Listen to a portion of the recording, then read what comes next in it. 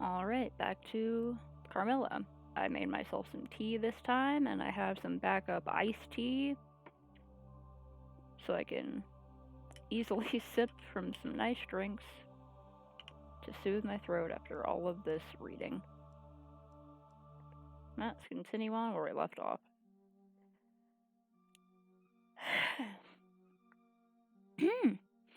It was about 10 months since we had last seen him, but that time had sufficed to make an alteration of years in his appearance. He had grown thinner, something of gloom and anxiety had taken the place of that cordial serenity which used to characterize his features. His green eyes, always penetrating, now gleamed with a sterner light from under their shaggy gray eyebrows. It was not such a change as grief alone usually induces, and angrier passions seemed to have had their share in bringing it about. We had not long resumed our drive when the general began to talk. With his usual soldierly directness, he spoke of the bereavement which had sustained in the death of his beloved niece and ward. Cursed be the hellish arts to which he has fallen a victim! How is it possible that heaven should tolerate so monstrous an indulgence of lust and malignity of hell?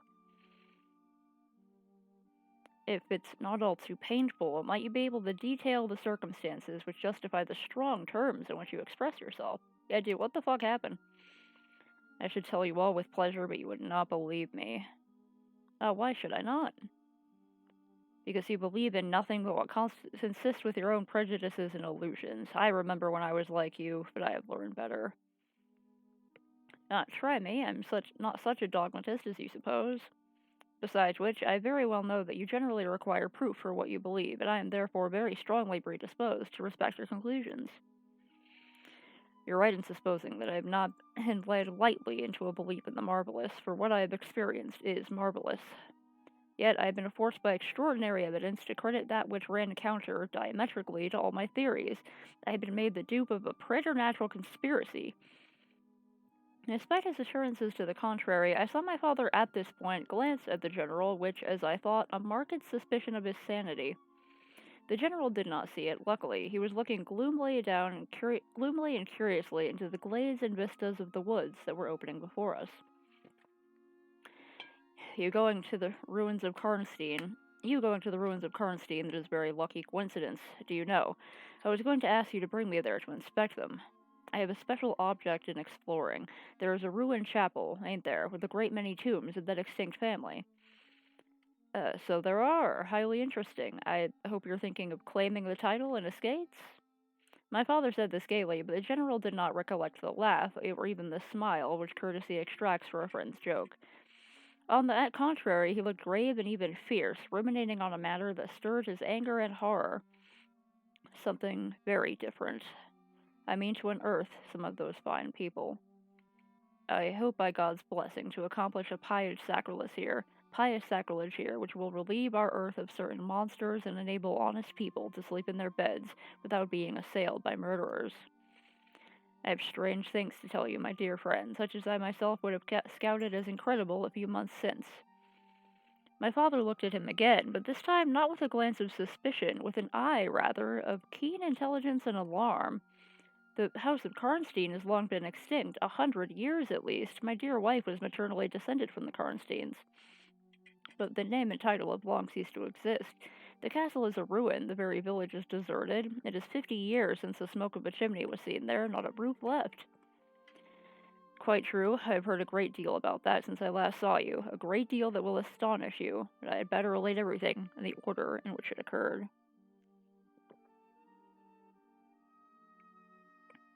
Throat's getting tired already. Yeehaw. You saw my dear ward, my child, I may call her. No creature could have been more beautiful, and only 3 months ago, none more blooming. Yes, the poor thing. When I saw her last, she certainly was quite lovely. I was grieved and shocked more than I can tell you, my dear friend. I knew what a blow it was to you. He took the general's hand, and they exchanged a kind pressure. Tears gathered in the soldier's eyes. He did not seek to conceal them. We had been very old friends. I knew you would feel for me, childless as I am. She had become an object of very near interest to me, and repaid my care by an affection that cheered my home and made my life happy.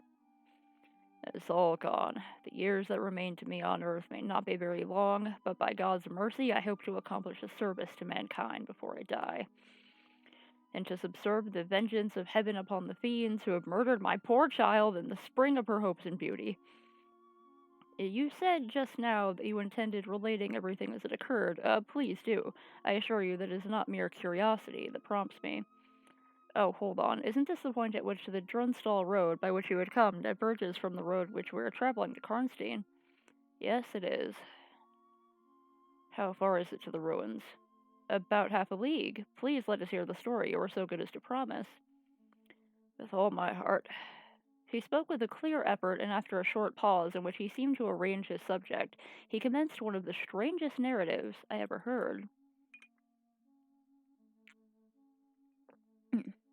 My dear child was looking forward with great pleasure to the visit you had been so good as to arrange for her to your charming daughter. In the meantime, we had sent an invitation to my old friend the Count Karsfield, whose schloss is about 6 leagues to the other side of Karnstein. It was to attend the series of fetes which you remember were given by him in honor of his illustrious visitor, the Grand Duke Charles. Yes, and very splendid, I believe they were. Princely, but then his hospitalities are quite regal. He has Aladdin's lamp. The night from which my sorrow dates was devoted to a magnificent masquerade. The grounds were thrown open, the trees hung with colored lamps. There was such a display of fireworks as Paris itself had never witnessed. Such music. Music, you know, is my weakness. Such ravishing music. The finest instrumental band, perhaps, in the world, and the finest singers who could be collected from all the great operas in Europe. As you wandered through these fantastically illuminated grounds, the moon-lighted chateau throwing a rosy light from its long row of windows, you would suddenly hear these ravishing voices stealing from the silence of some grove or rising from boats upon the lake. As I looked and listened, I felt myself carried back into the romance and poetry of my early youth. A masked ball, you know, is a beautiful sight, but so brilliant a spectacle of the kind I never saw before. It was a very aristocratic assembly. Was myself almost the only nobody present. My dear child was looking quite beautiful. She wore no mask. Her excitement and delight added an unspeakable charm to her features, always lovely. I remarked a young lady dressed magnificently, but wearing a mask, who appeared to me to be observing my ward with extraordinary interest. I had seen her early in the evening, in the great hall, and again for a few minutes walking near us on the terrace under the castle windows, similarly employed. A lady, also masked, richly and gravely dressed, and with a stately air like a person of rank, accompanied her as a chaperone. Had the young lady not worn a mask, I could, of course, have been much more certain upon the question whether she was really watching my poor darling. I am now well assured that she was. We were now in one of the salons. My poor dear child had been dancing and was resting a little in one of the chairs near the door. I was standing near. The 2 ladies I have mentioned had approached, and the younger took the chair next my ward, while her companion stood beside me, and for a little time addressed herself in a low tone to her charge.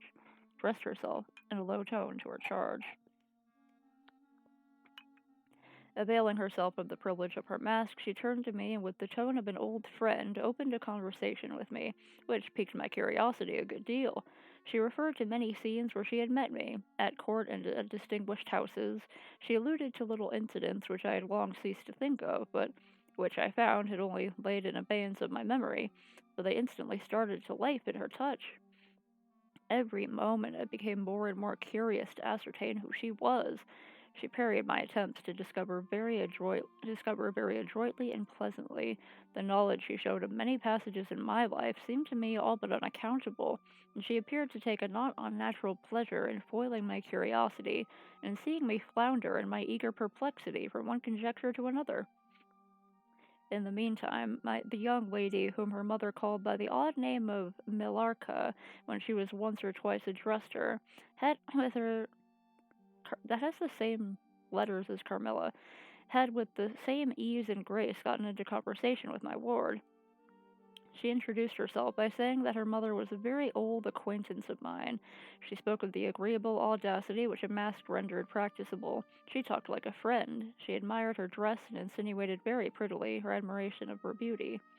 She amused her with laughing criticisms upon the people who crowded the ballroom and laughed at my poor child's fun. She was very witty and lively when she pleased, and after a time they had grown very good friends, and the young stranger lowered her mask, displaying a remarkably beautiful face. I'd never seen it before, neither had my dear child, but though it was new to us, the features were so engaging, as well as lovely, that it was impossible not to feel the attraction powerfully. My poor girl did so. I never saw anyone more taken with another at first sight, unless indeed it was the stranger herself, who seemed quite to have lost her heart to her. In the meantime, availing myself of the license of a masquerade, I put not a few questions to the elder lady. You have puzzled me utterly. Is that not enough?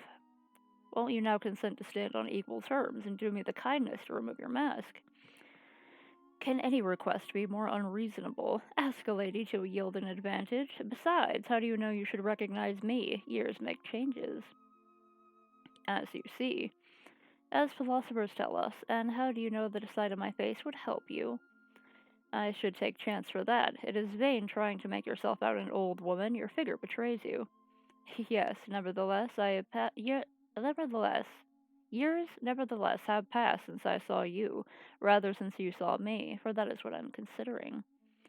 Millarca there is my daughter. I cannot then be young, even in the opinion of people whom the time has taught to be indulgent. And I may not like to be compared with what you remember me. You have no mask to remove. You can offer me nothing in exchange. My petition is to your pity to remove it, and mine to yours to let it stay where it is. Well, then, at least you will tell me whether you are French or German. You speak both languages so perfectly.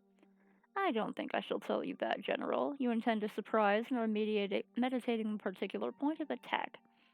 At all events, you won't deny this, that being honored by your permission to converse, I ought to know how to address you. Shall I say, Madame la Comtesse? She laughed, and she would, no doubt, have met me with another evasion. That is, if, indeed, I can treat any occurrence in an interview, every circumstance of which was prearranged, as I now believe, with the profoundest cunning, as liable to be modified by accident. As to that, she was interrupted, almost as she opened her lips, by a gentleman dressed in black, who looked particularly elegant and distinguished, with this drawback that his face was the most deadly pale I ever saw, except in death. He was in no masquerade, in the plain evening dress of the gentleman, and he said, without a smile, but with a courtly and unusually low bow, "Will Madame la Comtesse permit me to say a very few words which may interest her?" The lady turned quickly to him and touched her lip in a token of silence. She then walked a little aside with the gentleman in black and talked for some minutes, apparently very earnestly. They then walked away slowly together in the crowd, and I lost them for some minutes. I spent the interval in cudgeling my brains for a conjecture as to the identity of the lady who seemed to remember me so kindly. I was thinking of turning about and joining in the conversation between my pretty ward and the Countess's daughter. Perhaps by the time she returned, I might have a surprise in store for her by having her name, title, chateau, and estates at my finger's end. But at this moment she returned, accompanied by the pale man in black. I shall return and inform Madame la Comtesse when her carriage is at the door. He withdrew with a bow.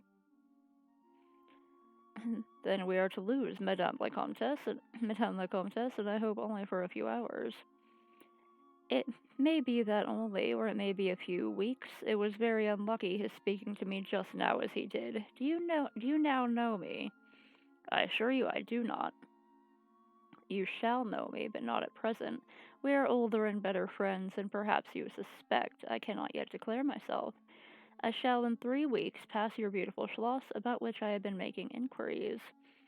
I shall then look in upon you for an hour or two, and renew a friendship which I never think of without 1,000 pleasant recollections. This moment a piece of news has reached me like a thunderbolt. I must set out now and travel by a devious route, nearly 100 miles, with all the dispatch I can possibly make. Sounds familiar. My perplexities multiply. I am only deterred by the compulsory reserve I practice as to my name from making a very singular request of you. My poor child has not quite recovered her strength. Her horse fell with her at a hunt which she had ridden out to witness. Her nerves have not yet recovered the shock, and our physician says that she must on no account exert herself for some time to come. We came here in consequence by very easy stages, hardly 6 leagues a day. I must now travel day and night on a mission of life and death, a mission the critical and momentous nature of which I shall be able to explain to you when we meet, as I hope we shall, in a few weeks, without the necessity of any concealment. She went on to make her petition, and it was the tone of a person from whom such a request amounted to conferring, rather than seeking, a favor. This was only in manner, and it seemed quite unconsciously that the terms in which it was expressed, nothing could be more deprecatory. It was simply that I would consent to take charge of her daughter during her absence. This was, all things considered, a strange, not to say an audacious request. She in some sort disarmed me by stating and admitting everything that could be urged against it and throwing herself entirely upon my chivalry. At the same moment, by a fatality that seemed to have predetermined all that happened, my poor child came to my side and in an undertone besought me to invite her new friend Millarca to pay us a visit. She had just now been sounding her and thought, if her mamma would allow it, she would like it extremely.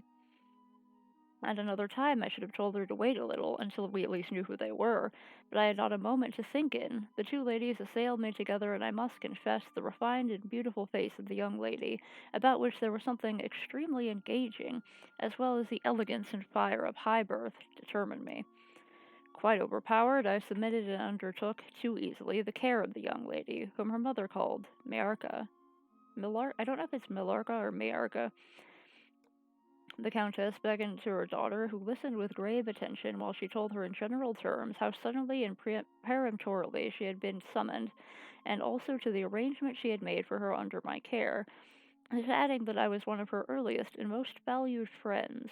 I made, of course, such speeches as the case seemed to call for, and found myself on reflection in a position which I did not half like. The gentleman in black returned and very ceremoniously conducted the lady from the room.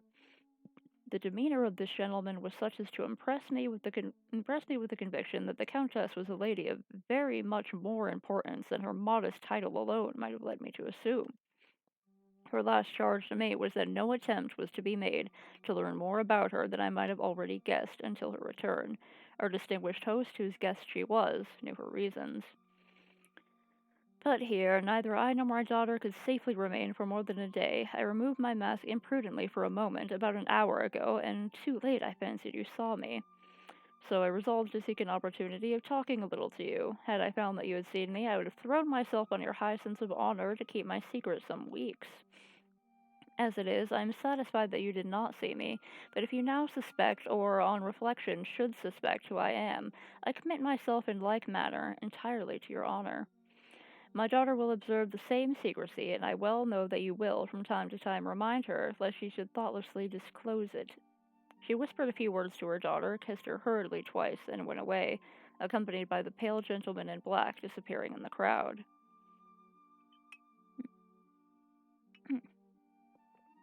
Miarca proclaimed that she shall like to see the last of her mamma, and wished to kiss her hand to her. She promptly disappeared into the next room, which had a window overseeing the castle entrance. We assented, of course, and accompanied her to the window. We looked out and saw a handsome, old-fashioned carriage with a troop of couriers and footmen. We saw the slim figure of the pale gentleman in black as he held the thick velvet cloak and placed it about her shoulders and threw the hood over her head. She nodded to him and just touched his hand with hers. He bowed low repeatedly as the door closed and the carriage began to move. "She is gone," said Miarca with a sigh. "She is gone," I repeated to myself for the first time, in the hurried moments that had elapsed since my consent, reflecting upon the folly of my act. "She did not look up," said the young lady plaintively. "The Countess had taken off her mask, perhaps, and did not care to show her face, and she could not yet know that you were in the window." She sighed and looked in my face. She was so beautiful that I relented. I was sorry I had for a moment repented of my hospitality, and I determined to make her amends for the unavowed churlishness of my reception. The young lady, replacing her mask, joined my ward in persuading me to return to the grounds, where the concert was soon to be renewed. We did so and walked up and down the terrace that lies under the castle windows. Mayarka became very intimate with us and amused us with lively descriptions and stories of most of the great people whom we saw upon the terrace. I liked her more and more every minute. Her gossip, without being ill natured, was extremely diverting to me, who had been so long out of the great world. I thought what life she would give to our sometimes lonely evenings at home. This ball was not over until the moment sun had almost reached the horizon. Till the morning sun had almost reached the horizon. It pleased the Grand Duke to dance till then, till loyal people cannot go away or think of bed. We had just got through a crowded saloon when my ward asked me what had become of Millarca. I thought she had been by our side when she fancied she was by mine. The fact was we had lost her. All my efforts to find her were in vain. I feared that she had mistaken, in the confusion of a momentary separation from us, other people for her new friends, and had possibly pursued and lost them in the extensive grounds which were thrown open to us. Now, in its full force, I recognized a new folly in my having undertaken the charge of a young lady without so much as knowing her name, and fettered as I was by promises of the reasons for imposing, which I knew nothing. I could not even point my inquiries by saying that the missing young lady was the daughter of the countess who had taken her departure a few hours before. Morning broke. It was clear daylight before I gave up my search. It was not till near 2 o'clock next day when we heard anything of my missing charge.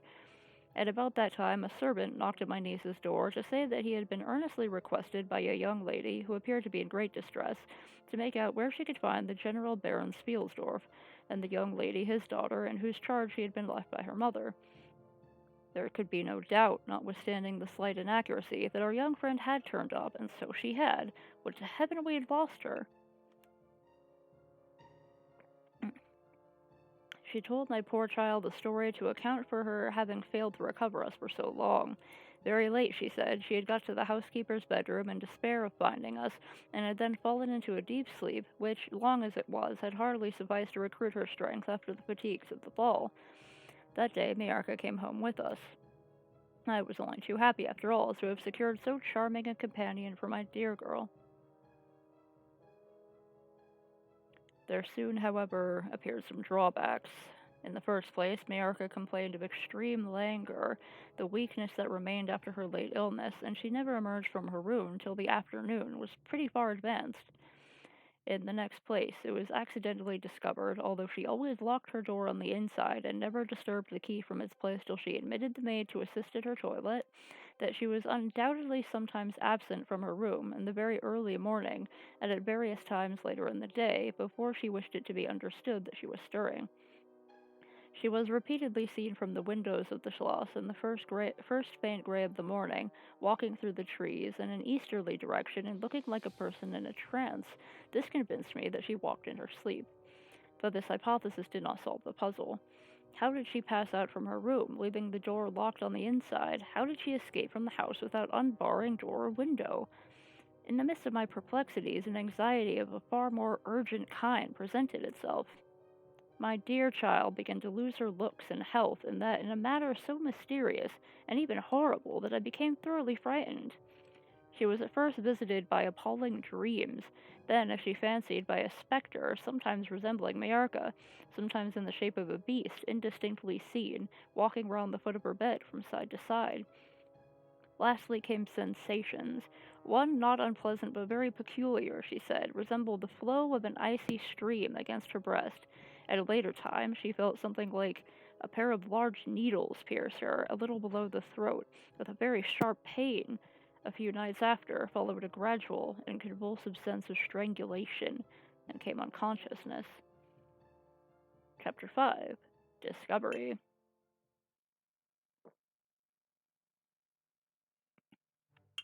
The road leading to the village, roofless for more than half a century, was covered in grass upon which we were now driving. I could therefore hear distinctly every word the general was saying. You may guess how strangely I felt as I heard my own symptoms so exactly described in those which had been experienced by the poor girl, who, but for the catastrophe which followed, would have been at that moment a visitor at my father's chateau. You may suppose also how I felt as I heard him detail habits and mysterious peculiarities which were, in fact, those of our beautiful guest Carmilla. A vista opened in the forest, and we were on a sudden under the chimneys and gables and the ruined village. The towers and battlements of the dismantled castle, round which gigantic trees are grouped, overhung us from a slight eminence. In a frightened dream, I had got down from the carriage, and in silence, for we had each abundant matter for thinking. Ah, we soon mounted the ascent and were among the spacious chambers, winding stairs, and dark corridors of the castle. And this was once the palatial residence of the Karnsteins. It was a bad family, and here its blood-stained annals were written. It is hard that they should, after death, continue to plague the human race with their atrocious lusts. That is the capital of the Karnsteins down there. And I hear the axe of a woodman busy among the trees that surround it. He possibly may give us the information of which I am in search, and point out the grave of Mircalla. Mircalla? Her name is Mircalla, Countess of Karnstein. These rustics preserve the local traditions of great families, whose stories die out among the rich and titled so soon as the families themselves become extinct. We have a portrait at home of Mircalla, the Countess of Karnstein. Should you like to see it? Time enough, dear friend. I believe that I have seen the original. Besides, one motive which was led me to you earlier than I first intended was to explore the chapel which we are now approaching. What? See the Countess Mircalla? Why, she has been dead more than a century. Not so dead as you fancy, I am told. I confess, General, you puzzle me utterly. Looking at my father, I fancied for a moment a return of the suspicion I detected before. But although there was anger and detestation at times in the General's manner, there was nothing flighty. There remains to me but one object which can interest me during the few years that remain to me on earth, and that is to wreak on her the vengeance which I thank God may still be accomplished by a mortal arm. What vengeance can you mean? I mean to decapitate the monster. He spoke with a fierce flush and a stamp that echoed mournfully through the hollow ruin. His clenched hand was at the same moment raised, as if it grasped the handle of an axe, which while he shook it ferociously in the air. What? To strike her head off. Cut her head off? Aye, with a hatchet, with a spade, or with anything that can cleave through her murderous throat. You shall hear. That beam will answer for a seat. Your dear child is fatigued. Let her be seated, and I will, in a few sentences, close my dreadful story. The squared block of wood which lay on the grass-grown pavement of the chapel formed a bench on which I was very glad to seat myself. In the meantime, the General called to the woodman, who had been removing some boughs which leaned upon the old walls, and axe in hand, the hardy fellow stood before us. He could not tell us anything of these monuments, but there was an old man, he said, a ranger of this forest, at present sojourning in the house of the priest, about 2 miles away. He could point out every monument of the old Karnstein family, and for a trifle he undertook to bring him back with him, if we would lend him one of our horses in little more than half an hour. Have you been long employed about this forest? I have been a woodman here under the forester all my days, so has my father before me, and so on, as many generations as I can count up. I could show you the very house in the village here in which my ancestors lived. How came the village to be deserted? It was troubled by revenants, sir. Several were tracked to their graves and there detected by the usual tests. They were extinguished in the usual way, by decapitation, by the stake, and by burning. But after all these proceedings according to law, so many graves opened and so many vampires deprived of their horrible animation, the village was not relieved. At least not until a Moravian nobleman who happened to be traveling this way, heard how matters were. Since he was skilled, as many people are in this country in such affairs, he offered to deliver the village from its tormentor. He did so thus. This Moravian nobleman had authority from the then head of the family to remove the term of Mircalla, Countess Karnstein. He did so effectually, so that in a little while its site was quite forgotten. Can you point out where it stood? Not a soul living can tell you that now. Besides, they say her body was removed, but no one is sure of that either. Having thus spoken as time pressed, he dropped his axe and departed, leaving us to hear the remainder of the General's strange story. My beloved child was now growing rapidly worse. The physician who attended her had failed to produce the slightest impression on her disease, for such I then supposed it to be. He saw my alarm and suggested a consultation. I called in an abler physician from Graz. Several days elapsed before he arrived. He was a good and pious as well as a learned man. Having seen my poor ward together, they withdrew to my library to confer and discuss. I, from the adjoining room where I awaited their summons, heard these two gentlemen's voices raised in something sharper than a strictly professional discussion. I knocked at the door and entered. I found the old physician from Graz maintaining his theory. His rival was combating it with undisguised ridicule, accompanied with bursts of laughter. This unseemly manifestation subsided, and the altercation ended on my entrance. Sir, I said, my first physician. Sir, said my first physician, my learned brother seems to think that you want a conjurer and not a doctor.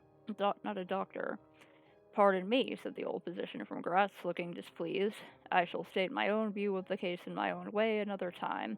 I agree, Monsieur le General, that by my skill in science I can be of no use. Before I go, I shall do myself the honor to suggest something to you. He seemed thoughtful as he sat down at a table and began to write. Profoundly disappointed, I made my bow, and as I turned to go, the other doctor pointed over his shoulder to his companion who was writing, and then, with a shrug, significantly touched his forehead. This consultation then led me precisely where I was. I walked out into the grounds all but distracted. The doctor from Graz in 10 or 15 minutes overtook me. He apologized for having followed me, but said that he could not consciously take his leave without a few words more. He told me that he could not be mistaken. No natural disease exhibited the same symptoms, and that death was already very near. Drinking some tea. There remained, however, a day or possibly two of life. If the fatal seizure were at once arrested, with great care and skill, her strength might possibly return, but all hung now upon the confines of the irrevocable. One more assault might extinguish the last spark of vitality which is, every moment, ready to die. And what is the nature of the seizure you spoke of? I entreated. I have stated all fully in this note, which I place in your hands upon the distinct condition that you send for the nearest clergyman and open my letter in his presence, and on no account read it till he is with you. You would despise it else, and it is a matter of life and death. Should the priest fail you, then indeed you may read it. He asked me, before taking his leave finally, whether I would wish to see a man curiously learned upon the very subject which, after I had read this letter, would probably interest me above all others, and he urged me earnestly to invite him to visit him there, and so took his leave. The ecclesiastic was absent, and I read the letter by myself. At another time or in another case, it might have excited my ridicule, but into what quackeries will not people rush for a last chance, where all accustomed means have failed, and the life of a beloved object is at stake? Nothing, you will say, could be more absurd than the learned man's letter. It was monstrous enough to have consigned him to a madhouse. He said that the patient was suffering the visits of a vampire. The punctures which he had described as having occurred near the throat were, he insisted, the insertion of those two long, thin, and sharp teeth, which, it is well known, are peculiar to vampires. And there could be no doubt, he added, as to the well-defined presence of the small livid mark which all concurred in describing as that induced by the demon's lips, and every symptom described by the sufferer was in exact conformity with those recorded in every case of similar visitation. Being myself wholly skeptical as to the existence of any such portent as the vampire, the supernatural theory of the good doctor furnished, in my opinion, but another instance of learning and intelligence oddly associated with some one hallucination. I was so miserable, however, that rather than try nothing, I acted upon the instructions of the letter. I concealed myself in the dark dressing-room that opened upon the poor patient's room, in which a candle was burning, and watched there till she was fast asleep. I stood at the door, peeping through the small crevice, my sword laid on the table beside me, as my directions prescribed, until, a little after 1, I saw a large black object, very ill-defined, crawl, as it seemed to me, over the foot of the bed, and swiftly spread itself up to the poor girl's throat, where it swelled in a moment into a great palpitating mass. Ew! For a few moments I had stood petrified, and now sprang forward with my sword in my hand. The black creature suddenly contracted towards the foot of the bed, glided over it, and there standing on the floor, about a yard below the foot of the bed, with a glare of skulking ferocity and horror fixed on me, I saw Miarca. Speculating I know not what, I struck at her instantly with my sword, but I saw her standing near the door, unscathed. Horrified, I pursued and struck again. She was gone, and my sword flew shivers against the door. I can't describe to you all that passed on that horrible night. The whole house was up and stirring. The spectre Mayarka was gone, but her victim was sinking fast, and before the morning dawned, she died. The general was agitated. We did not speak to him. My father walked to some little distance and began reading the inscriptions on the tombstones. Thus occupied, he strolled into the door of a side chapel to prosecute his researches. The general leaned against the wall, dried his eyes, and sighed heavily.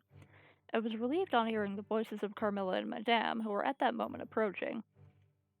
Well, you have been axed, so yeah, I mean, but then the voices seemed to die away. In this solitude, having just listened to so strange a story, every incident of which bore so awfully upon my own mysterious case, the monuments were wandering among the dust and ivy around us.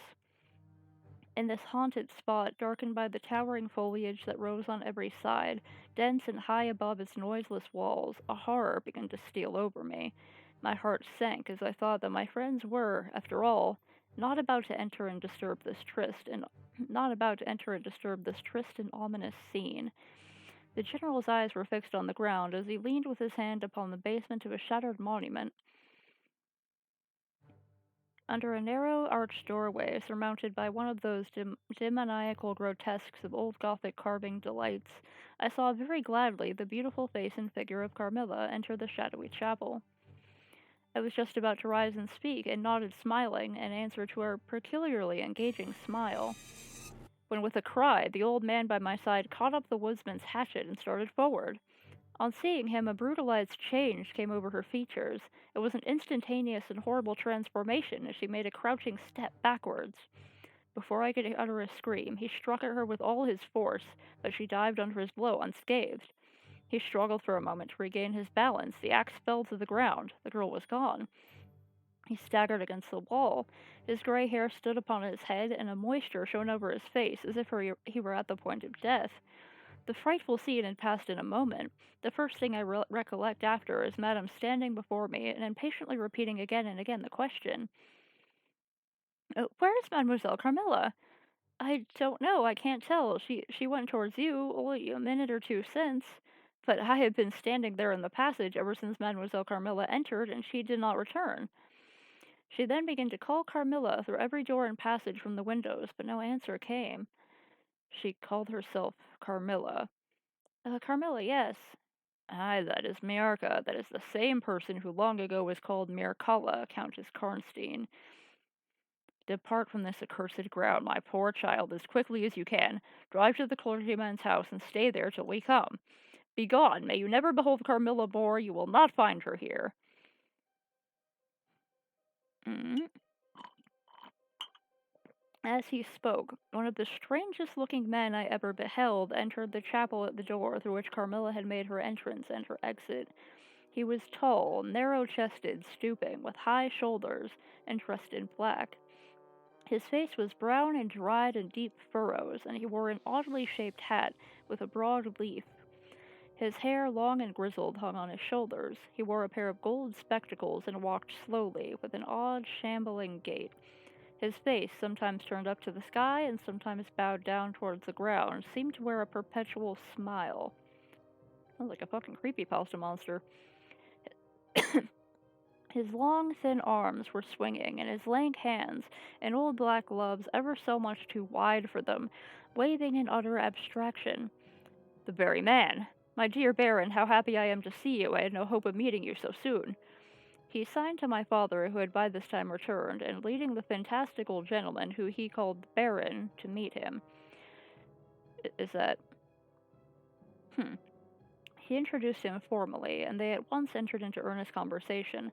The stranger took a roll of paper from his pocket and spread it on the worn surface of the tomb that stood by.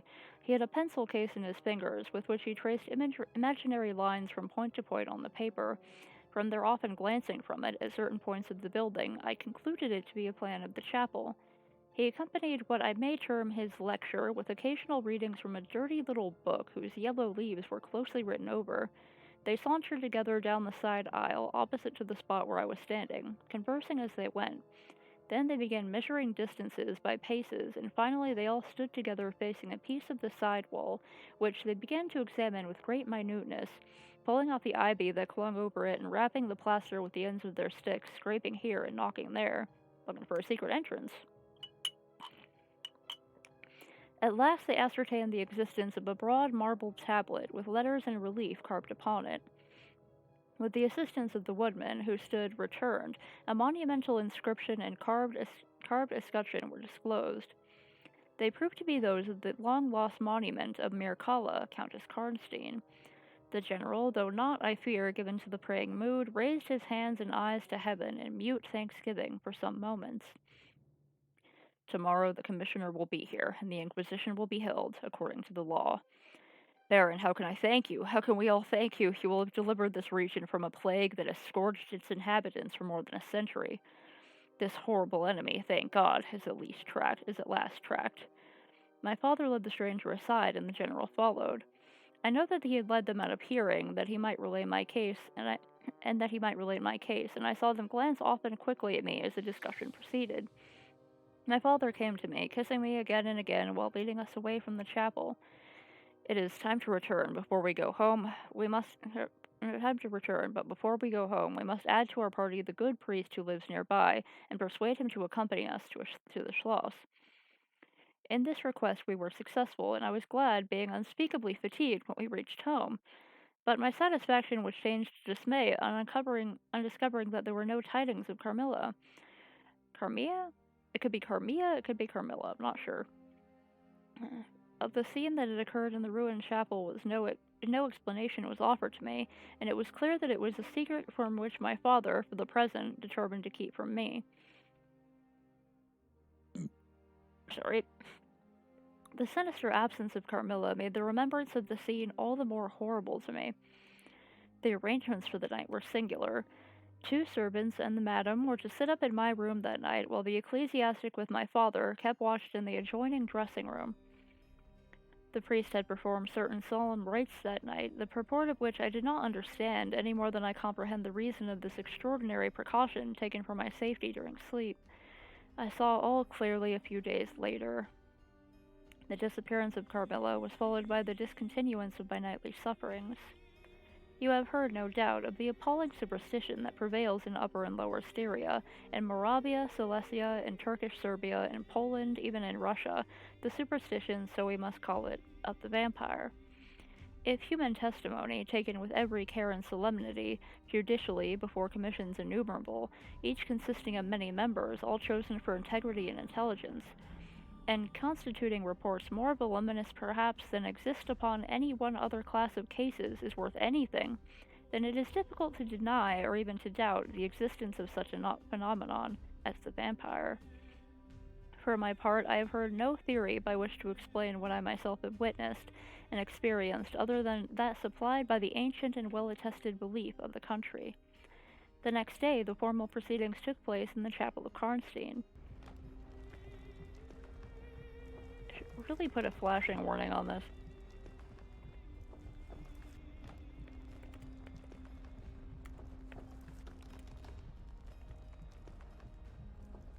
Okay.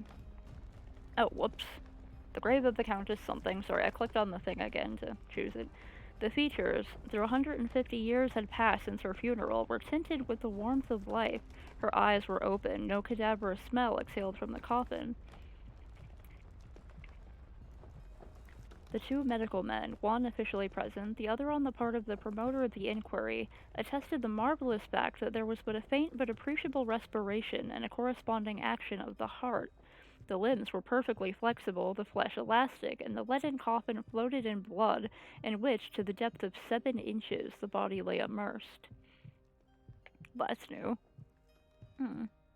Here, then, were all the admitted signs and proofs of vampirism. The body, therefore, in accordance with the ancient practice, was raised, and a sharp stake driven through the heart of the vampire, who uttered a piercing shriek at the moment, in all respects such as might escape from a living person in the last agony. Then the head was struck off, and a torrent of blood flowed from the severed neck. The body and head were then placed on a pile of wood and reduced to ashes, which were thrown upon the river and borne away, and that territory has never since been plagued by the visits of a vampire. My father has a copy of the report of the Imperial Commission with the signatures of all who were present at these proceedings, attached in verification of the statement. It is from this official paper that I have summarized my account of this last shocking scene. Nothing but your earnest desire, so repeatedly expressed, could have induced for me to sit down to a task that has unstrung my nerves for months to come. It reintroduced a shadow of the unspeakable horror which, years after my deliverance, continued to make my days and nights dreadful, and solitude insupportably terrible.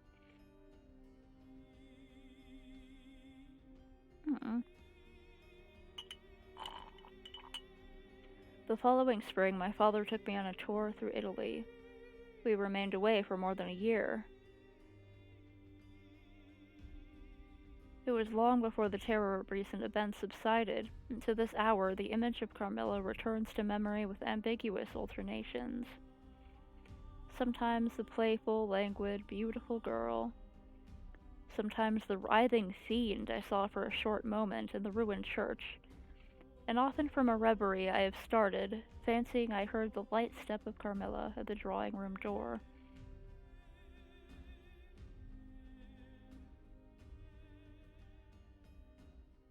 Aww. Finn. It's the end of the story. Aww. It's kind of sad. Like, it didn't necessarily show Carmilla as, like, someone who delighted in having to eat people. It showed her as, like, having sort of, like, a condition. I kind of like when vampires are written kind of sad like that. Let's read all these notes here. Notes, Ada Brunswick, editor and translator, 21st century. What you think belongs to everyone, only what you feel is yours alone. To make him truly yours, feel the God you are thinking. Friedrich Schiller. Though carefully educated in metaphysics and theology, she never practiced either. Neither idleness nor caprice caused her secession from the honorable calling that had led her to join the covenant of the Sisters of the Blessed Sacrament. Instead, it was an unspeakable transgression on her part that led to the prompt and justified discontinuation of her novitiate. Having so suddenly lost her home and her calling, she has never been quite focused since, and rarely spent 3 months in the same place. In her aimless wandering, she became acquainted with Dr. Martin Hesselius, an ex-surgeon and a wanderer like herself. They quickly bonded over their shared interest in the metaphysical and the works of Swedenborg. While Dr. Hesselius resumed his profession, Ada, with no place to return to, became the doctor's editor and translator, an occupation her theological studies had laid a solid basis for. Together they would later found Visual Gothic Publishing, so that an interested laity could benefit from the doctor's findings. Enlightenment. 18th century. Although the Renaissance put heavy emphasis on learning and knowledge, magical and supernatural phenomena were still thought of as factual aspects of reality, as were witch hunts and religious wars. The Enlightenment strove to surpass such beliefs with the help of the newly developed scientific method, but in order to become an objective observer of nature, man had to detach himself from it first. A central formation of enlightened philosophy was the separation of body and mind, that placed emotions, passions, and urges on the one, and rational thought, empirical observation, and cold analysis on the other side of the equation. Valuing the rational and objective mind over the primordial, animalistic, and bodily nature, the path for sober dissection and objectification of the world was paved. This dualist separation of mind and body, or reason and emotion, soon came under critique by scholars and poets who saw the barbarism of the French Revolution as one possible manifestation of the violence that could ensue from failed attempts at subduing nature. Thus, Friedrich Schiller commented, "The development of man's capacity for feeling is, therefore, the more urgent need of our age. It is this field of tension between suppressed instinct and reason that gave rise to the Gothic novel, which would place horror and brutality at the center stage of popular culture." Yeah, it seems like kind of the type of philosophy that some real douchebags would cling to. However, if it helped Gothic horror become a thing, I suppose it can't be that bad. Camera obscura, Latin, dark chamber. The portable version of the Wanderer is a rather new invention. Originally, the camera obscura was a dark room with a screen upon which the image of an external object could be projected through a hole in the wall, the only light source into the room. One had to enter the room in order to see the projected images. Once inside, the observer could roam freely without impacting the image. It is for that reason that the camera obscura has been used as a symbol for trust in the objective world view. Because the images appear to be independent from the viewer's standpoint, the camera obscura implies objectivity of human sensual perception, and therefore, by extension, scientific objectivity. To further illustrate the model, the optical apparatus that represents the opposite view, namely that the observer shapes his object of observation, thus rendering objectivity obsolete, would be the stereoscope 3D. Here, the images come to life through utilization of an actual shortcoming of human vision.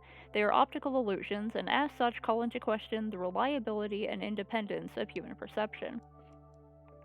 Gothic.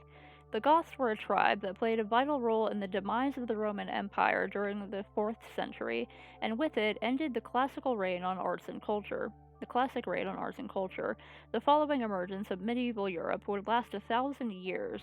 When the Renaissance finally put an end to the Dark Age, it had the classical revival in tow.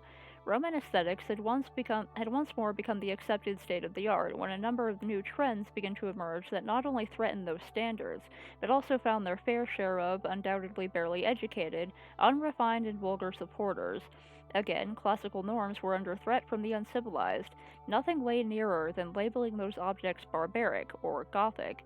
From that point onward, the term would attach itself most prominently to Gothic architecture, the cathedrals of the High Middle Ages. Several hundred years later, a Gothic revival takes place, yet the preservation or destruction of classical standards is no longer part of the equation. Gothic is now referring to the Middle Ages. As such, however, it still means barbaric and uncivilized. As the objects the term denotes, both those from the Middle Ages and the 18th century revival, gain prestige over time, its pejorative meaning is almost forgotten. In youth and popular culture today, Gothic imagery is highly inspired by 19th century England, or more precisely, Victorianism. Gothic novel. Oh, in the late 18th century Gothic novel, one could safely enjoy the supposed debauchery of the exotic Dark Ages from an enlightened, thus civilized viewpoint. This allowed for condemnation of the former, while also reaffirming the latter. It is a popular genre, and as such it is criticized for its low literary standard right from its birth. It strives to appeal to the baser human desires. It is escapist and it sells well. That makes it one of the earliest best-selling pulp fiction genres. Its popular status is in part owed to improved mass printing and publishing of its time. The Gothic novel brings forth many of the archetypes and motifs escapist media today still draw upon. Demons, persecuted maidens, sadistic villains, femme fatales, lesbian predators, sublime landscapes, innocence and incest, violence and horror. The genre familiarizes us with the victimized heroine, the maiden in distress, the femme fatale, the medieval setting, the spooky castle, the libidinous tyrant, as well as the virtuous brave hero. The latter, however, is no longer guaranteed to make it in time. Excess and transgression are central themes, as are sensory overload, forbidden pleasures, incest, doppelganger, and false identities, ideally all a bit and at the same time. 300 years later, our taboo breaking needs have barely changed.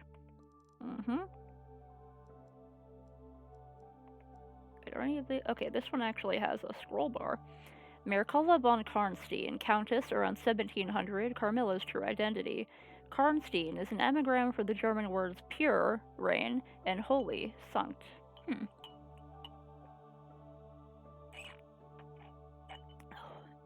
Pure and holy. I like the irony there. The time period that saw Mircalla's/Carmilla's life and death gave birth to what is considered mind-body dualism. Its beginning is attributed to Descartes, who distinguished between spiritual and material realities, mind and matter. Reason was obviously spiritual, but it was also home to the soul, and as such it had more value than the mechanical body. Mutual influences between the two were undeniable, but it became desirable to gain as much control as possible over the baser instincts and rise above them. Mircala's death during that time signifies the end of a holistic view of mankind and the subsequent suppression of the physical aspect of our existence. And yet, Mircala was not truly dead, but lived on in the shadows as Carmilla. In the same way, our instincts and passions will continue to burn beneath the surface, no matter how hard we try to subdue them. Reason can never defeat emotion. Carmilla represents this physical aspect of humanity. Forced into the shadows, passions are let loose without reason to hold in the reins. She is driven to commit violent acts by instincts like an animal, not by choice. Laura, on the other hand, is the embodiment of pure reason, unmitigated by emotion, intuition, instinct, or nature. This kind of reason has become blind rationalism, and its practitioners are no less prone to violence, because that is how suppressed instincts tend to manifest themselves when they finally re-emerge. Attempts to exorcise nature by denying it its rightful place will result in violence for the individual, as well for society, as become evident during the French Revolution. It is no accident that the girls' first meeting takes place when Laura is 6. It is the age when children's education, or civilization, and therefore suppression of human nature, begins. Carmilla's statement, "I live in you," can thus be taken literally as Carmilla is Laura's ancestor and they share the same blood, and figuratively as her suppressed instinct or emotion. Laura and Camilla are two sides of the same coin. They complement and need each other. Neither of the two alone can function successfully in the world without integrating the other. Oh, I love that. Martin Hesselius. When man's interior sight is open, there's Martin Hesselius, German physician slash medical philosopher, 19th century. When man's interior sight is opened, which is that of his spirit, then there appear the things of another life, which cannot possibly be made visible to the bodily sight. From Swedenborg, Arcana Caelestia. At Bargain, Caelestia. A practicing surgeon during the second half of the 19th century, Martin had grown disillusioned by the real-world application of his science. Its all-too-material approach seemed to continuously provide more questions than answers, while simultaneously fashioning itself as the holy grail of scientific process. Thus, he decided to take an indefinite break from the profession and become a wanderer. During this time, he met Ada, and they quickly bonded over their shared interest in the metaphysical. Eventually, he returned to his profession, but henceforth made it a point to seek out those cases which had the least likelihood of recording inquiry, in the hopes of furthering his theories about the spiritual world. Martin is a glowing Swedenborg enthusiast and finds that Arcana Caelestia, in particular, mirrors and supports his own observations and conclusions about the truth of reality. Styria. If you wish to study inherent human traits, nothing beats an isolated subject. Situated at the center of Europe, today divided between Austria and Slovenia, the country provides the perfect setting for Laura's story. Mountainous landscapes offer a strong degree of isolation between villages, while also, no less, influenced by the numerous different countries and cultures around them. Hungarian and Slavic folktales would coexist with history texts of the Habsburgian Empire, latest Enlightenment politics, or German Romanticist philosophy.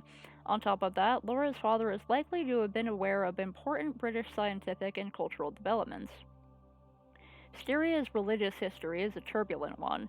Johannes Kepler, the central figure of the scientific revolution, was among the many Protestants that were exiled during the Counter-Reformation around 1600, and yet the isolated terrain afforded some Protestant communities the ability to survive in the mountain shadow. Those villages would be the first to establish Protestant communities in Styria after the proclamation of religious freedom in 1781. The difficult terrain that allowed traditions to survive longer and caused trends to occur later than elsewhere also had the potential to be at the forefront of a new beginning. I love this drawing here. Swedenborg. Emanuel Swedenborg. It's just a great name. Emanuel Swedenborg, Swedish scientist and mystic, 18th century. I'm going to drink some more tea. Swedenborg's persona unites the metaphysical and scientific unlike any other. He could, therefore, be considered visual Gothic's spiritual father. A master of all the hard sciences of his age, he was ennobled for his works in the field of mathematics. He added a profound philosophical education later in life. This combined knowledge would then form the basis for his religious pursuits. The three fields, science, philosophy, religion, brought with him three distinct bases for argumentation, namely experience, reason, and faith, and Swedenborg strove to apply all of them simultaneously. He observed that many rationalists of his age had become dogmatic in their denial of anything that cannot be deserved, and thus lost sight of an authentic quest for truth. In his view, faith could and should be reasonable. In order to find truth in Scripture, one did not need to disregard known facts about the text's historicity or authorships. Neither faith nor reason must be served blindly. Swedenborg's interpretation of the biblical texts are in no way contradictive to today's scientific historical critical approach, from which was already practiced in academic circles at the time. This would not be surprising were it not for the fact that Swedenborg claimed to have received the order for said interpretation directly from God. Naturally, this seemingly complete break with reality in an individual with such outstanding credentials of rationality has fascinated many investigators.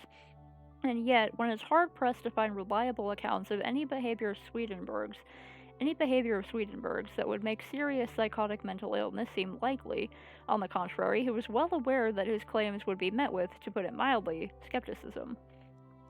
Visual Gothic. 21st century publishing house. Visual adjective, attained or maintained by sight, visual impressions, producing mental images, vivid. Gothic, pejorative. Barbaric, lacking refined taste, the vulgar.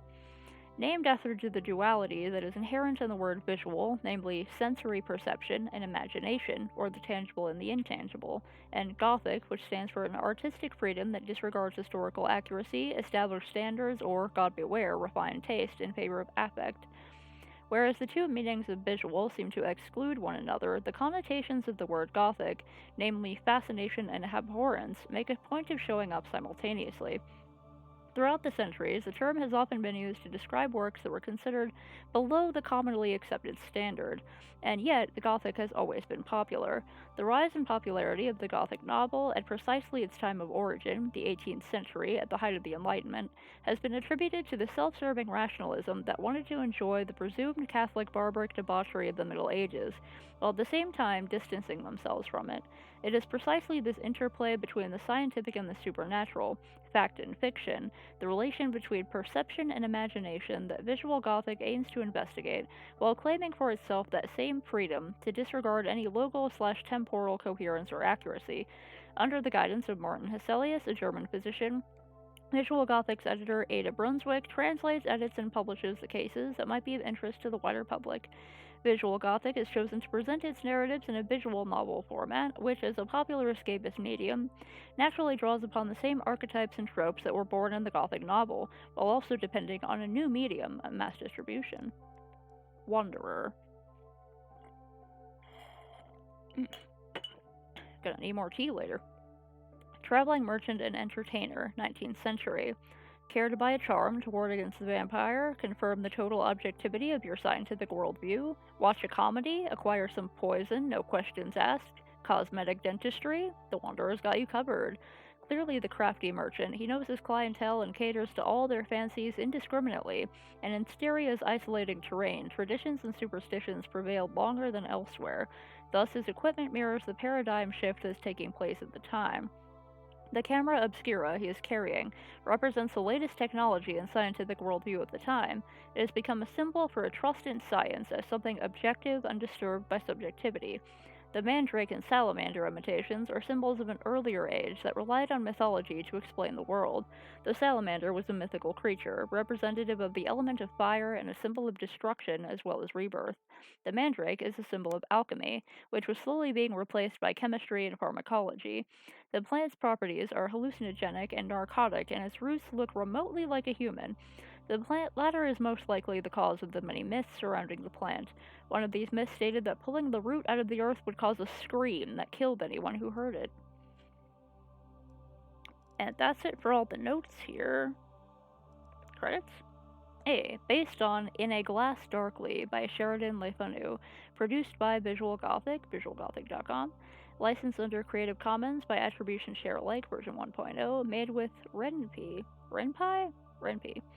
Music. Air Prelude, An Upsetting Theme, Dark Times, Darkest Child Variation A, Fairy Tale Waltz, Frost Waltz, Gone Beyond, Impending Doom, Infinite Perspective, Intrepid, Lone Harvest, Metaphysic, Phantasm Serene, and Thinking Music. By Kevin MacLeod. MacLeod? At incompetech.com. Licensed under Creative Commons by Attribution 3.0. Alright.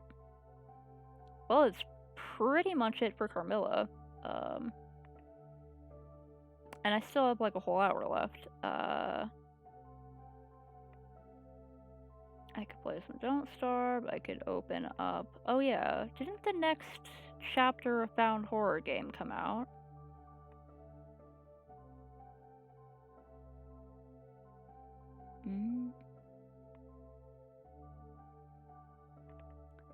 Okay, so.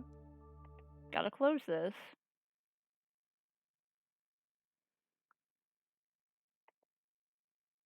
Let that close.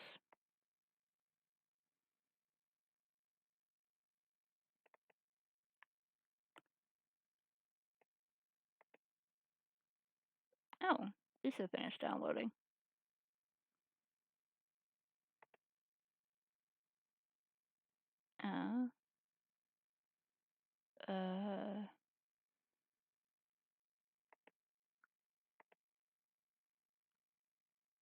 I have to get a controller?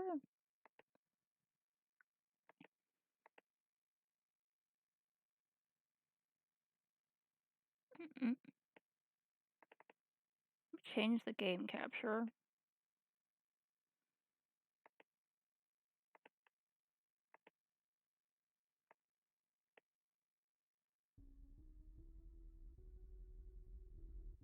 Huh.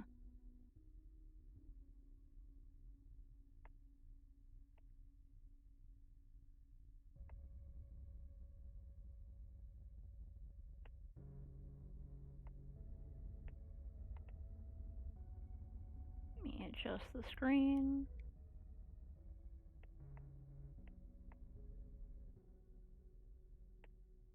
Let me change the thing.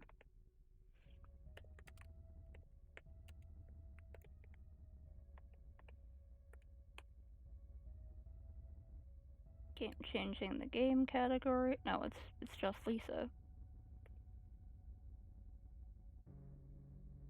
Yeah, that one.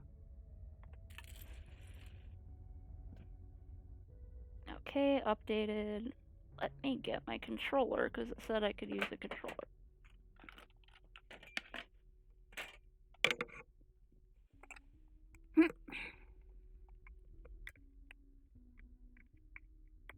Alright, let me plug in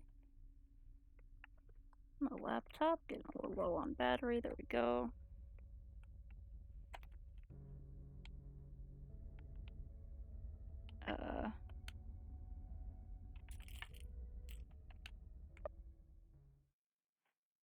Can I use it?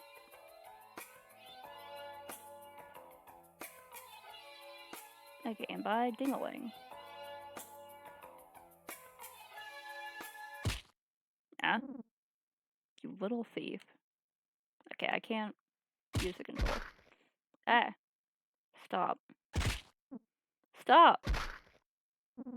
Leave him alone! Shut up, Brad. He stole our ball.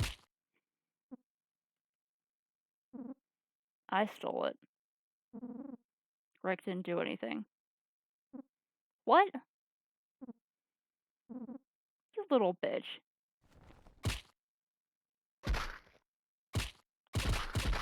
Okay, this one needs a flashing warning too, I guess.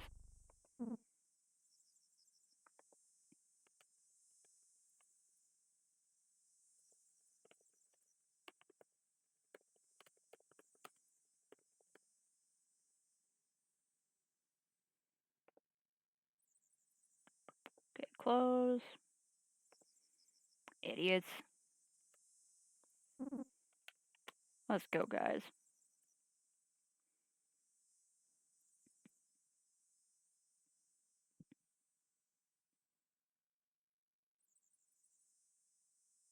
It's a really low swing set. Thanks, Brad.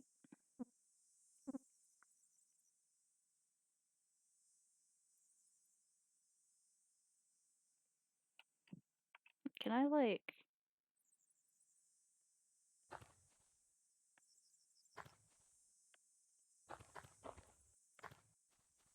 I go this way? Oh. Can I open controls at all? I guess not. I can't jump.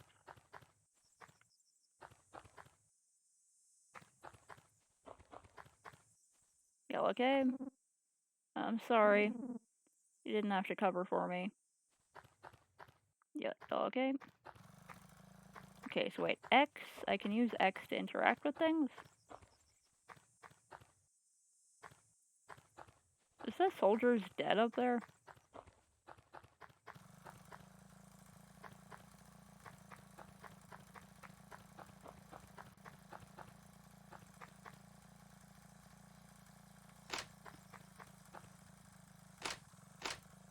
Okay, Z is interact. I swear it was X a second ago.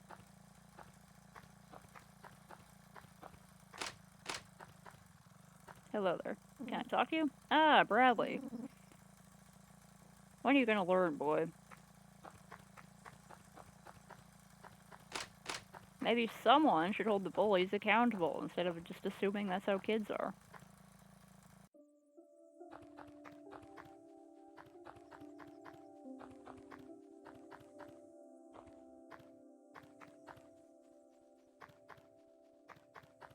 Okay, we're just walking past all these very cute trees and shrubs and flowers.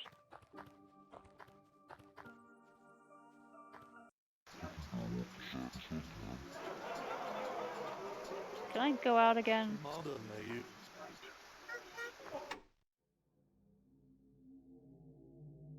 Hey. Once again. My son steps into my house. Beats his shit. What the fuck? I'm not buying you another shirt. Worthless shit, kid. Go to your room. Now. Give me a fucking chance, dude. It's locked like always. The hell is on the doors?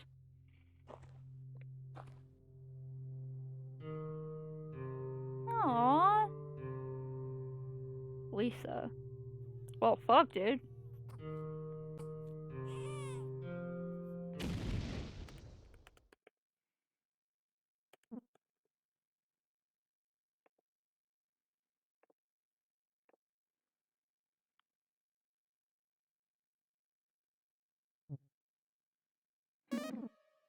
You took some joy.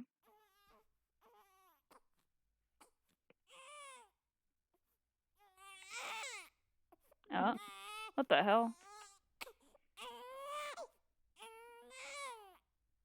It, like, glitched out for a second. I didn't see what happened. It's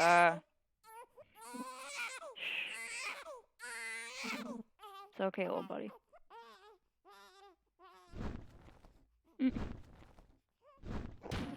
Oh my god. Oh, I'm so sorry. I'm sorry, baby. I'm sorry. It's okay, it's okay. It's okay. There we go. Good baby. Oh, come on, little buddy. Stay somewhere safe.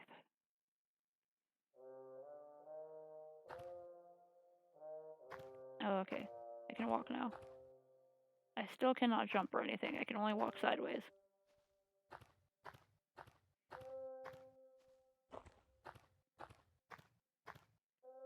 The hell is that?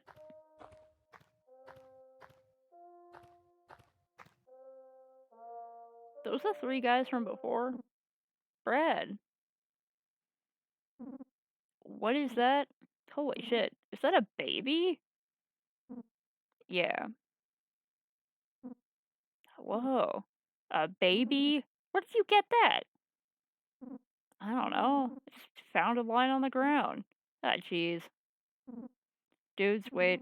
You know what this means? This means there's a girl out there. Whoa. That means there's a hope for humanity. Whoa! I bet she's super hot. Totally. Guys, this is serious. Is it a boy or a girl? I didn't check.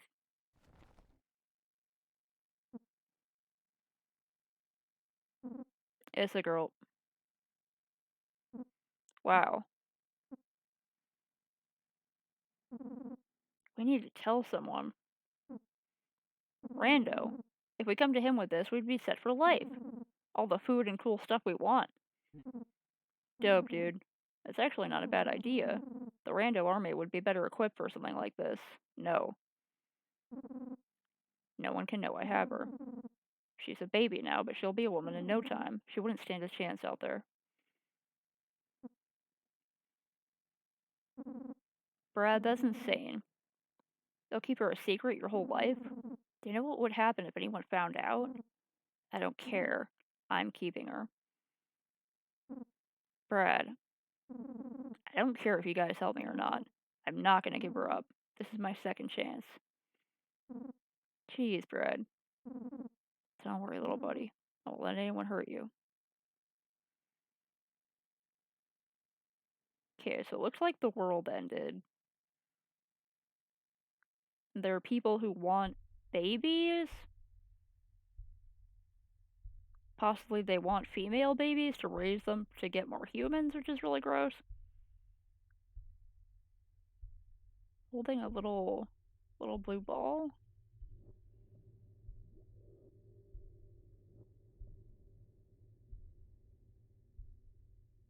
Taking turns watching the kid while they work on digging a little room.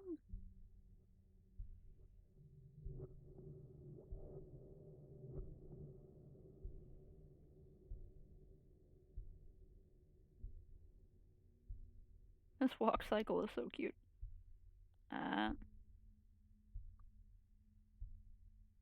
What is that little marble thing?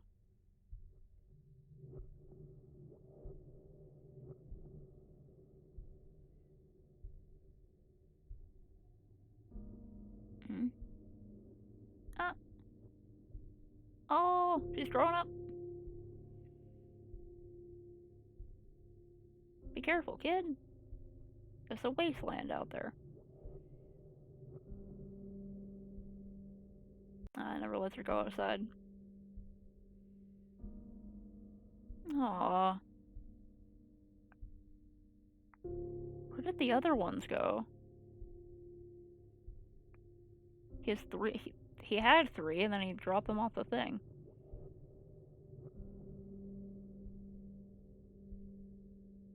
Sewing something? Is it a mask? Hmm.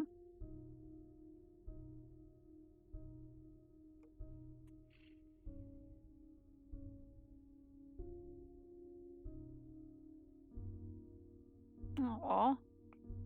Oh. But oh, they all got their makeup done.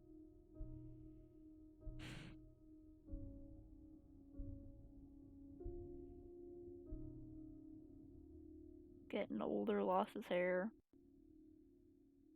Still haunted by the abuse of his childhood.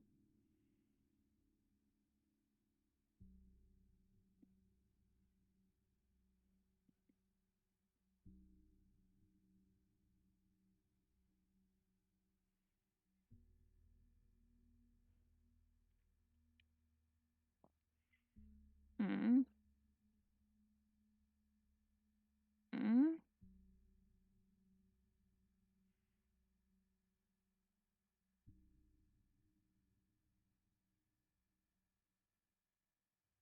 A wasteland holding a flower. Dog? Dog.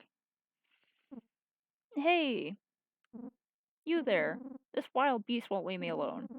I'd slay him myself, but I pulled my groin climbing this tree. So give me a hand, will ya? Can I... Ah! I don't want to fight the dog.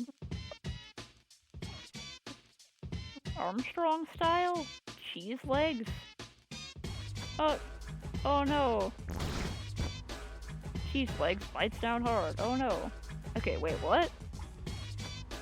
Zipper punches to what?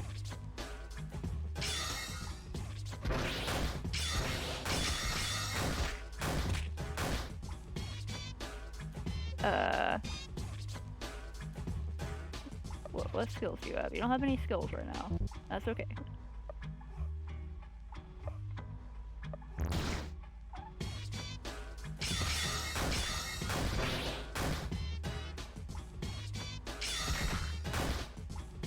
Wads.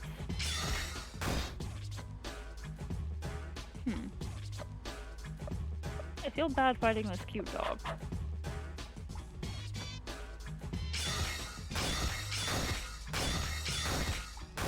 Wow, wow, wow, wow, wow. Oh no.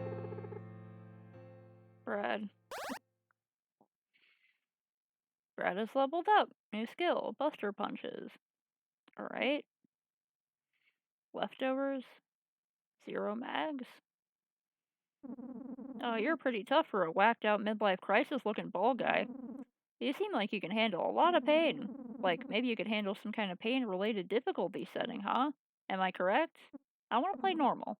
Huh, that sucks. Anyway, I would have helped, but like I said, I hurt my H string. I'm Terry Hints. People call me the Lord of the Tutorial. I've been traveling the lands, leaving my hints for all to see. I'm a pretty big deal, got a lot of fans. Oh, wait! You seem pretty lonely. Since I'm a nice guy, I'll keep you company. Cool, it's settled. Lovely. What the hell was that sound effect? Achievement unlocked, hint guy.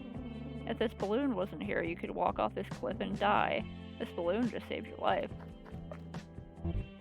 Okay, so X opens the menu. Oh. Let's make music volume a little slower.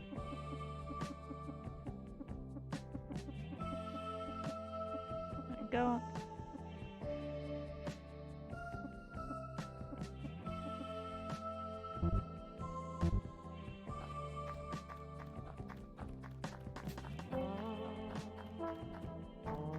A hint.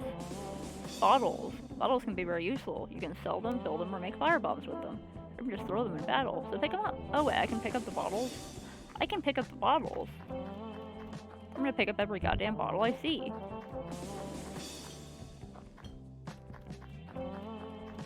This music is really weird, but I like it.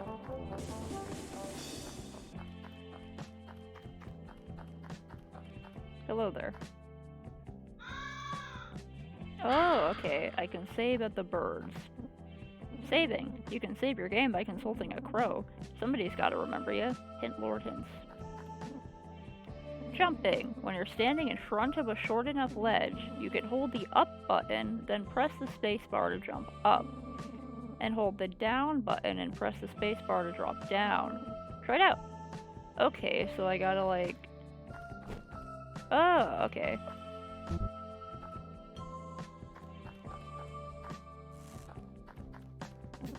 Caution. Be wary of Terry's good looks. They are dangerously appealing. Always looking out. Care Bear. Resting. If you find a campfire, you can rest. Your party will be fully revived, but be careful. You're vulnerable when you sleep. Anything can happen. But what choice do you have? Sweet Terry wine. Okay, I can't jump up that.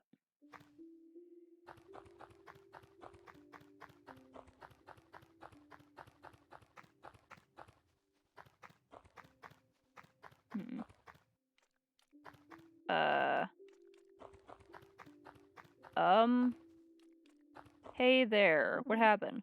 Secret's out, Brad. She's gone. Oh no! Oh, he fucking died. No! Sorry, guy.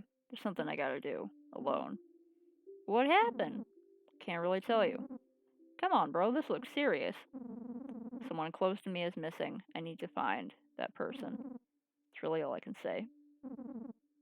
Oh, shoot, that's sad, dude.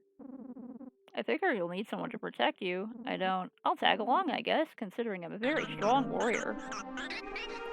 Terry has joined you again. He's dead.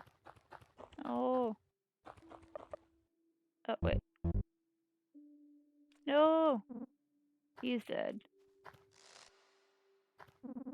Picture of the sky that Buddy drew. Her name is Buddy? Aw. Picture of Buddy's uncles. Rick, Sticky, and Cheeks. He's dead. Picture of a happy family. You found a rusty knife.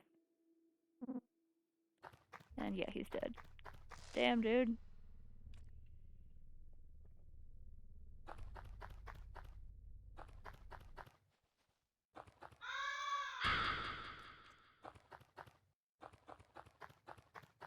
What's down here? Ah, okay, I guess I have to follow the bloodstains. Mystery jerky. Oh! Oh, I didn't mean to do that. Glad I saved right there.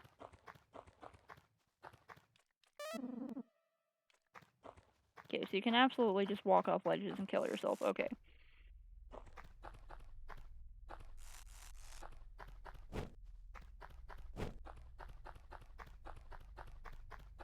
I want to practice going up. Okay, you press up and then... Oh no! He's holding something. Found a Diet Coca-Cola Cola.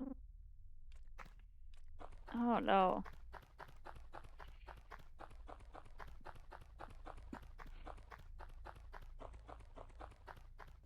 Ah! Oh no!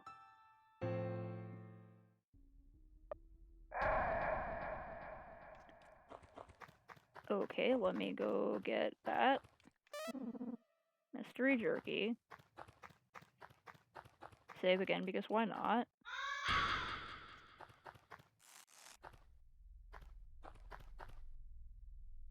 Can I not go down?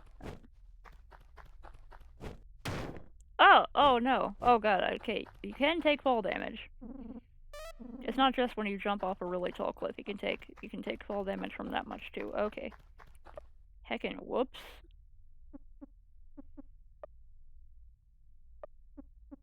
Dried meat of common Olathian animals.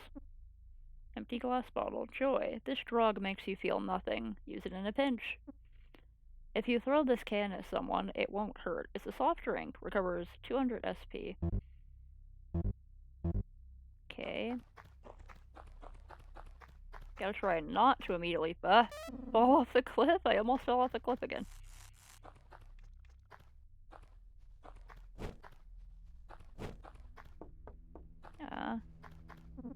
Combos. Some characters can use combos in battle via the WASP buttons. Additional special attacks can be performed by entering a specific combo. If your skills menu, you can find out how to do special moves by looking at the button sequence. Example, WWS does Buster Punches. That makes sense, Worry Terry. Okay, WWS. Out of my way. I want that little bitch all to myself. Okay, let's fight.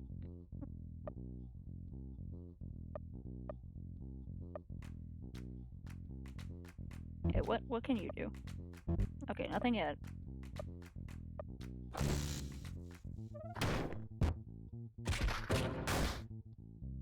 Okay. Okay, he's crying. Okay, he's not very good.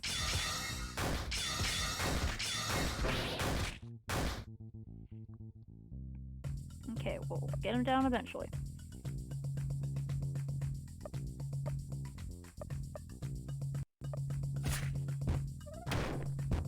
God, you're useless, Terry.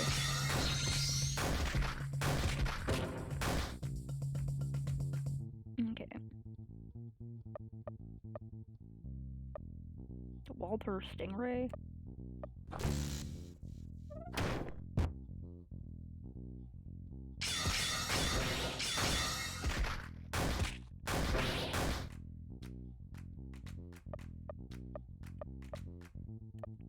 Okay, Brad's still crying.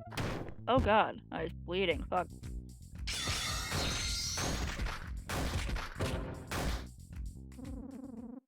Sold salmon swimming downstream tonight. Cool, did we kill him? Alright. The Hinster's moving on up.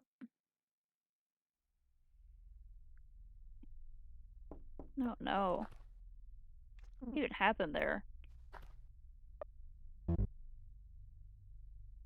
Should I, like, maybe heal a little bit?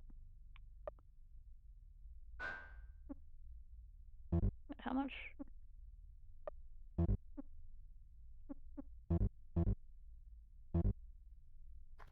Okay, so the little things he was carrying are called joy. Well, he doesn't do anything. Oh my god. I can't believe it. Such an ugly girl.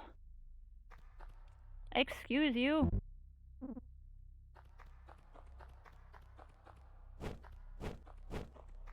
My daughter is the prettiest girl in the world. Dead. Red, stop bleeding. Good. You alive, pal? He's dead. Hey. Not dead yet, you prick. Come here so I can kick your ass. That's right, tough guy. You fell right into my trap. Oh.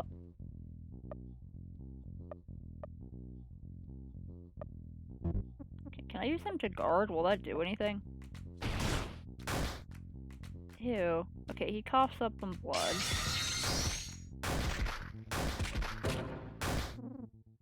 God damn it. Yeah, I don't know what you were thinking there, pal.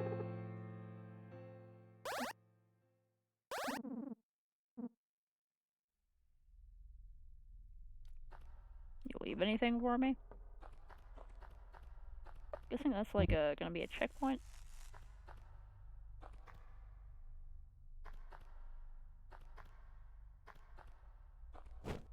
Oh god, oh fuck. I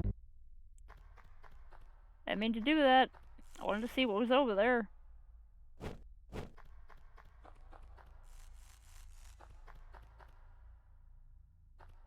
Can I go down by... Okay, I don't know how to get over there.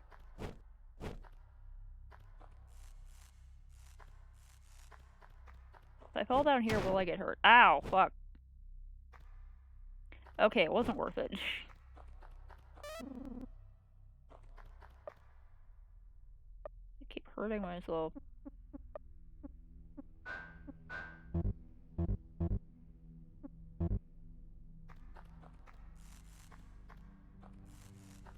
Nothing over here I missed, besides that thing. I don't know how to get to it.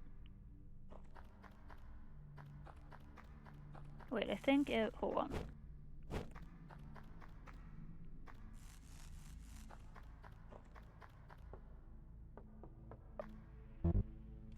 Go, like, down here. Like, how do I get down there? Okay, if I go like this...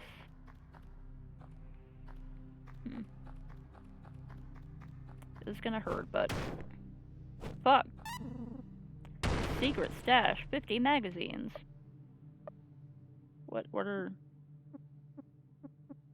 Is that anything? It might not have been anything. Unless it means, like, magazine rounds for, like, a gun?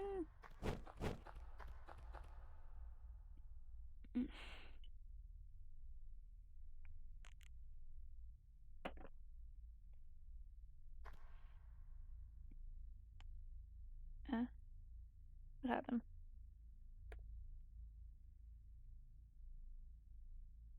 It kind of froze for a second. Okay, there we go. Alright, men, I'm gonna stay here and block the entrance. You guys do a search around in case she's already been through here. Got it, boss. Sugar Boy Drifter is out. What's up, bitch? Oh, not there anymore. I think I saw something down here. If it's another mystery jerky, I'm gonna need it. Perfume?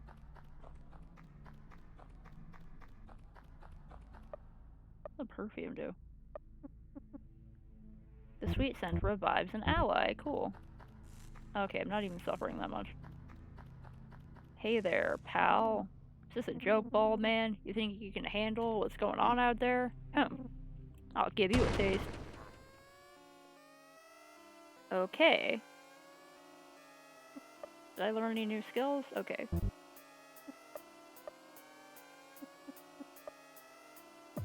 Try to guard, maybe.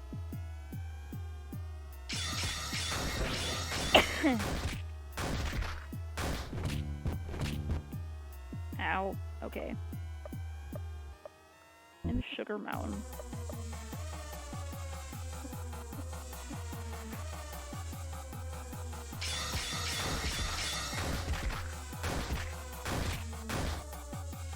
Okay, so I only have like a certain amount of things I can use.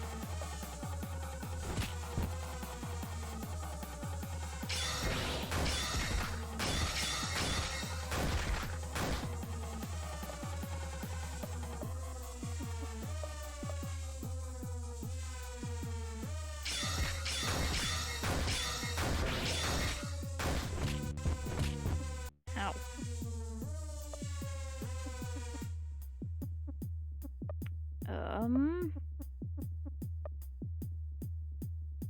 Heck.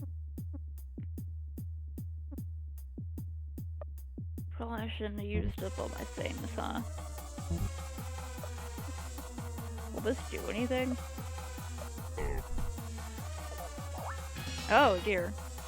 Okay, that used a lot. I probably shouldn't have used that altogether like that. Oh dang.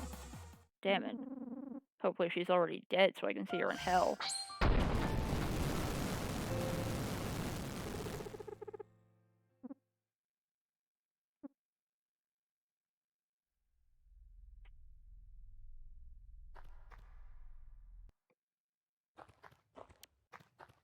Oh no. Okay, should I... Okay, he's not doing too good.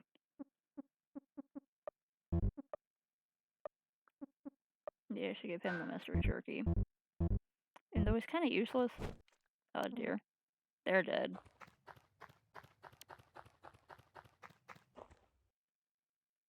Hello? Holla holla, if you hear me, really needed to set that off my chest. Really need to get that off my chest. He is now dead. Great. Okay.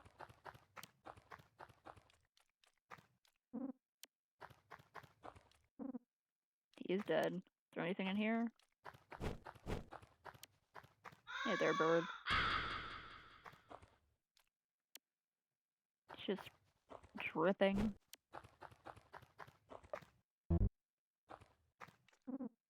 They're dead. Ah! How dare you? You suffered serious damage. Time is a great teacher. Sadly, it kills all his pupils. The hell are you guys? What?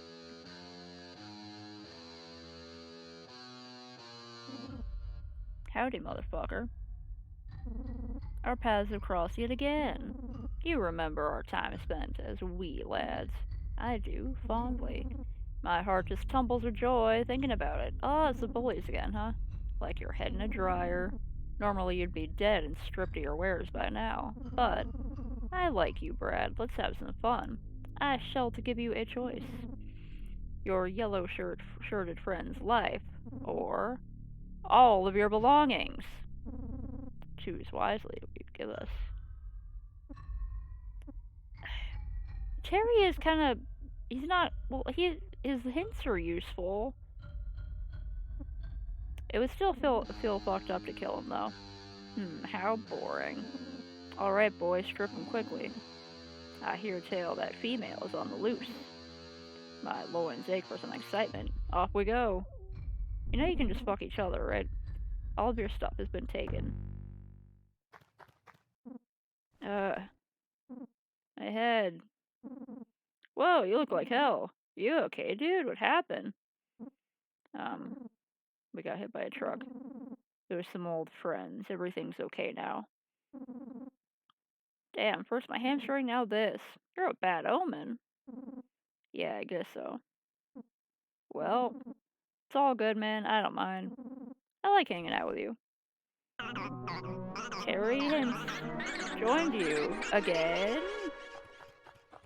I guess, dude. I mean, he probably should stop doing that, but... Ah, it was a trap.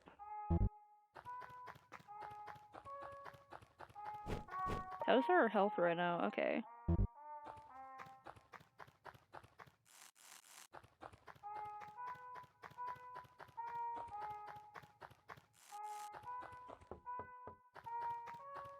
Can I... Ow! Okay, how do I get over there? Can I jump across spaces? Can I, like, go... Hip! No? Okay, fuck. How do I get over there, then? Hints. Oh, you're just disparaging words to upset the opponent. This can either make them cry or get pissed. A little cheer gives an enthusiastic chant. Okay. I should use those more, because he's kind of garbage at fighting.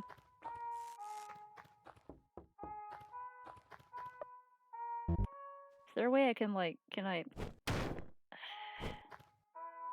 Okay, I can't jump up there, so... There's gotta be, like, a secret to it, right? I gotta be able to, like, jump across spaces. Hey there.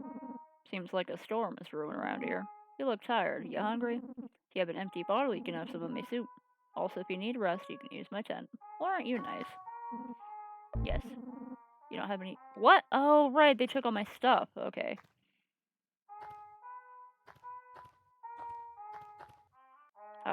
Wait. Yes. Don't know if we should trust this guy, but... Yeah, there, pal. Thank you. What the hell was that? Whoa! Holy heck! Huh. The world can be saved. Find her. Status effects. Scared. Stops you in your tracks. Cool pick, huh? Arteristic. Scared. Stops you in your tracks. Wary. Slightly increased defense. Weird. Reduces defense and attack. Stun. Knocks you out temporarily. Cry. Obscures your vision. Rage. Increases critical hit rate. Pissed. Makes you go berserk. Drunk. Strong but slow and dumb. Hangover. Reduces everything. Stink. Makes people avoid you. Cool. Regenerates HP. Depression. Makes life suck. Oiled up. Makes you flammable. Withdrawal. Hurts you all over. Joyed. Makes it all better. Wait, oh my god, have there been bottles that I haven't been picking up this whole time? Because I forgot I could pick up are there any bottles over here?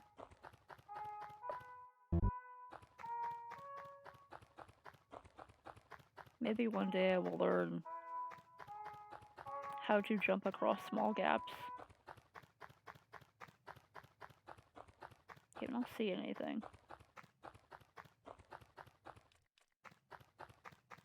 Man.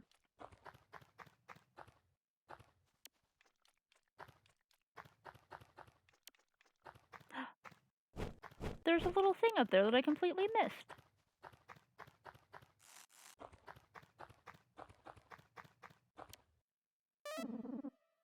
Domestic jerky. What's domestic jerky? Oh wait, recovers 1,000 HP, god dang. Okay, I gotta save that for some kind of emergency. Because right now... Okay, right now he's got close to 1,000, but like, you know, still 200 off, so I'd like to save that for a bigger emergency. Save here again. Ugh.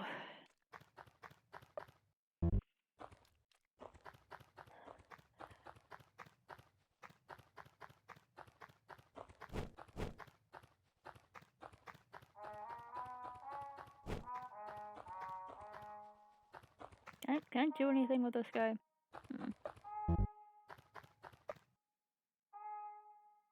Brad the Nobody. Terry the Hint Lord. Is there something I can do with, like, the tree? Can I, like, kick the tree over?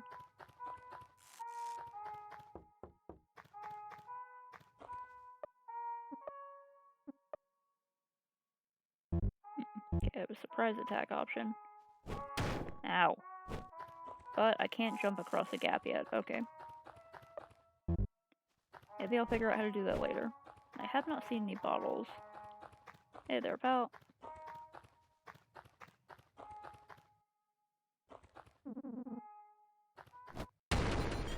Saw you back there. Didn't know you'd rush me, though.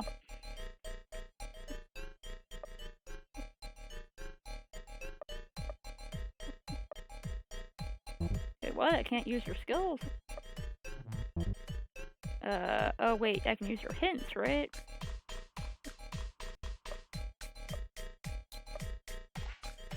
Okay, cheer on Brad. Okay. Did he escape the stun?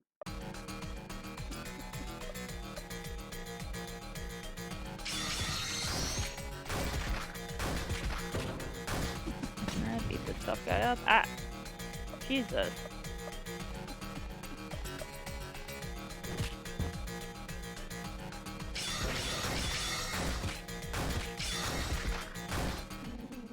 My intestines are in disarray. Here's a hint. You suck. I rule. Inform. Sick drops. I got some mags. I don't know what a mags is. Hello there. He's full of holes. Can I? This looks like something I can move. Can I, like, move this? I guess not.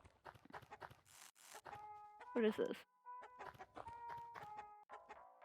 Hello there. Leave. Take your pervert war elsewhere. Want no part in this. Okay. I was just chatting. Okay, this is someone who raises chickens. That's cool.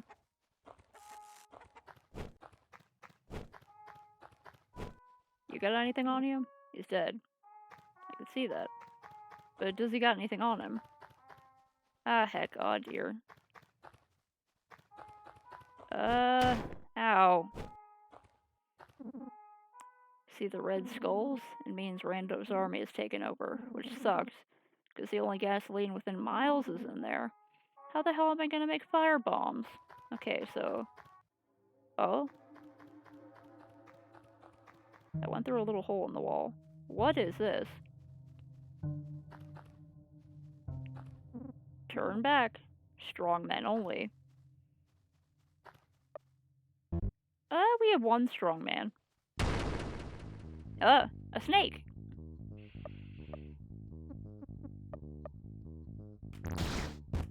Ow, Jesus Christ.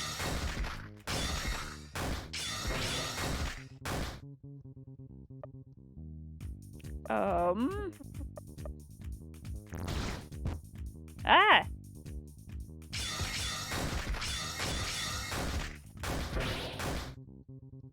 How is it not dead yet? It's just a little snake. Little cheer, inform. Kills your friend and commerce and increases SP. Cool.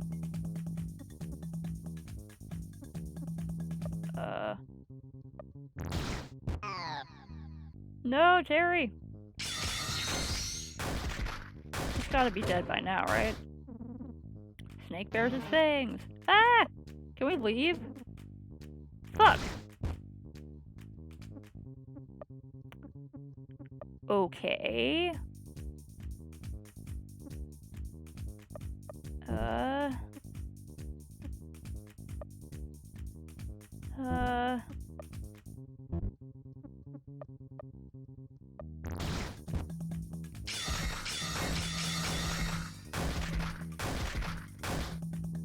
Oh my god.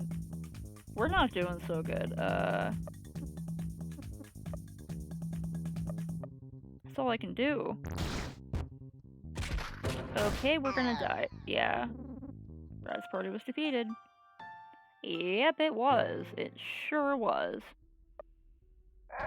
I saw a cute little snake and I underestimated, I gotta admit.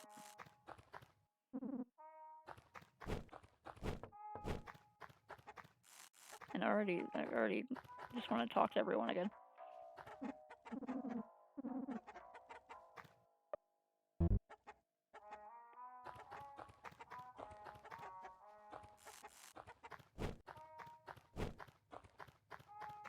Oh, there's a bottle down there. Okay, can I go over here without taking damage?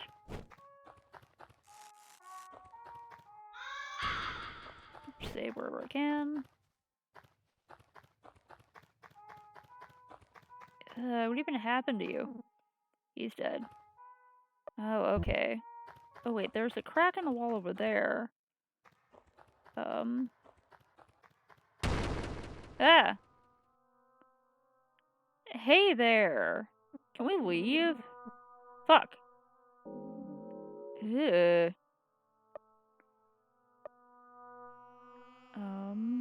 Yeah.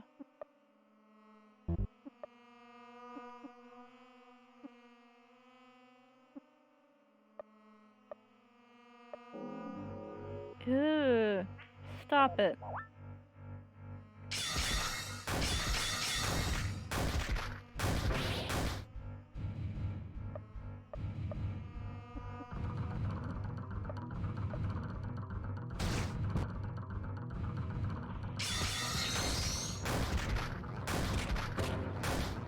Okay. Kind of little creature in there. Ow.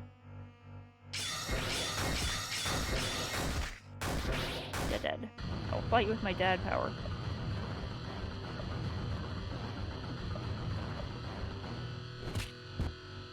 Ow.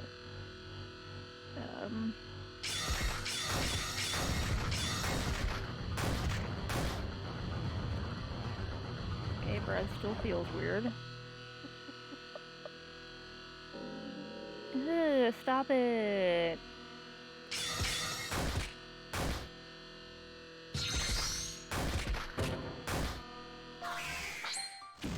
Ugh, it exploded. Okay. What the hell is a mag? Are there gonna be more of those?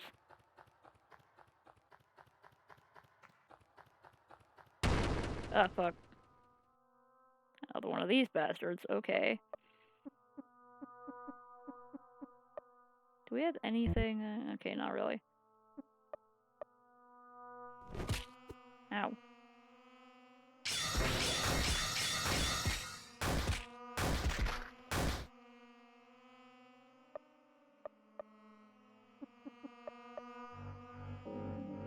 Ew.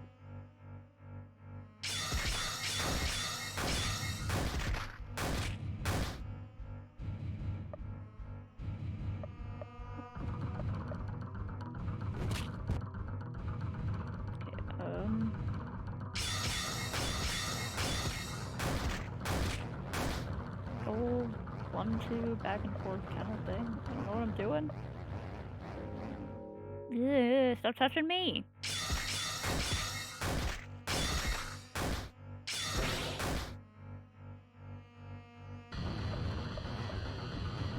Doesn't seem to be doing a lot of damage. It's just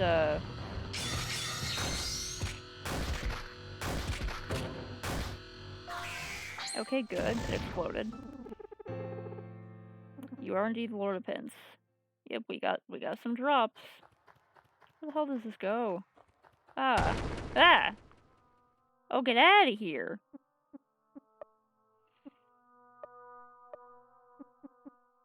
Can we kick it in the groin if we can see its groin?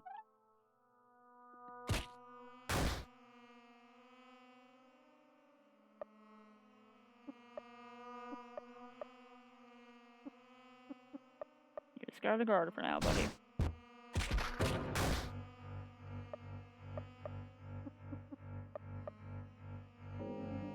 Yeah, stop it.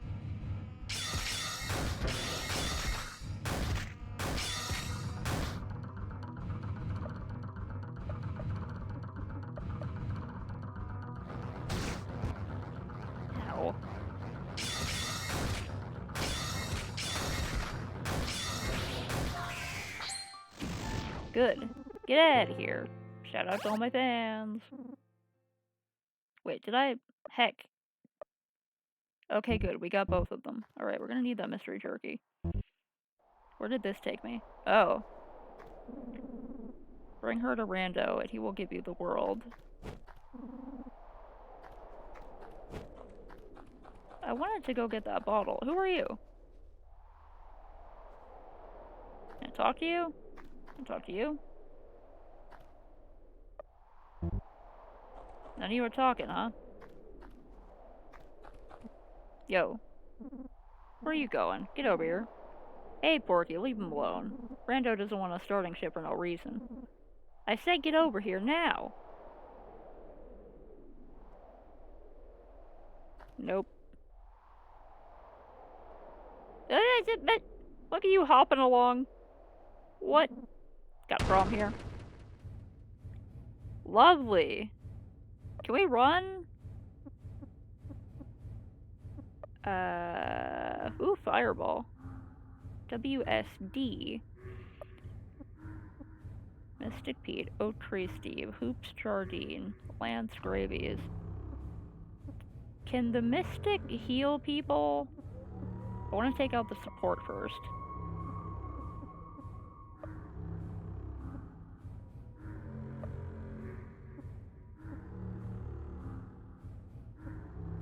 Maybe I should save that. Hold on.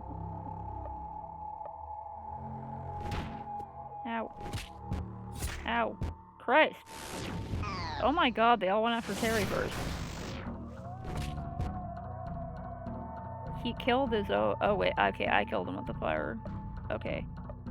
Ow.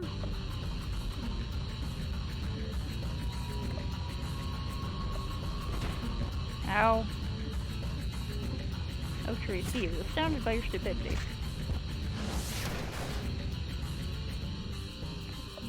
Not have an easy time with this, huh?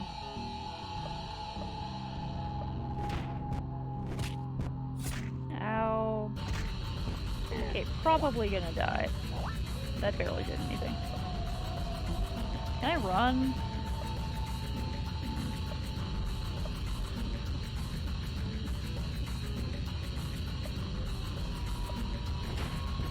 Ow. Ow.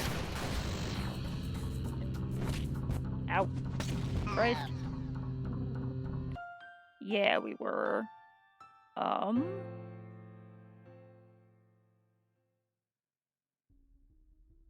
Okay.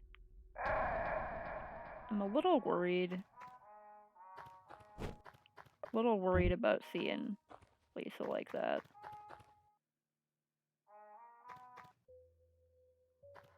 This one is kind of red. The other one was completely dark. Okay. Hello? Girl's just up ahead. She's in an old clubhouse, but those pretty boy pricks kicked me out. So now I'm gonna kick the pretty out of you, prick. I don't have nothing to do with this.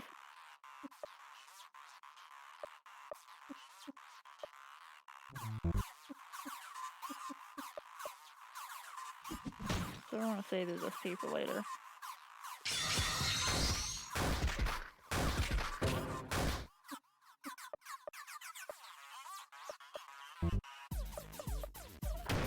You can't really do anything, but hey, I did a little bit.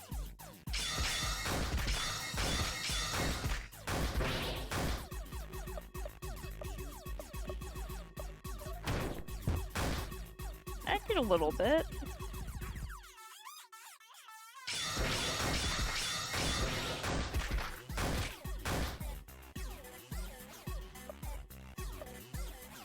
Booker Clinton.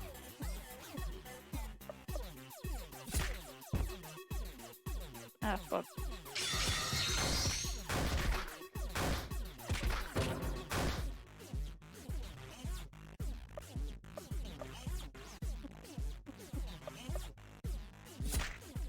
Ow.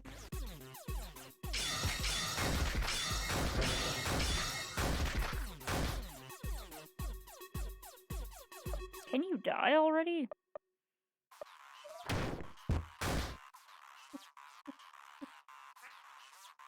I think he doesn't know why I keep sending Terry out to attack when I should be using, like, support or whatever.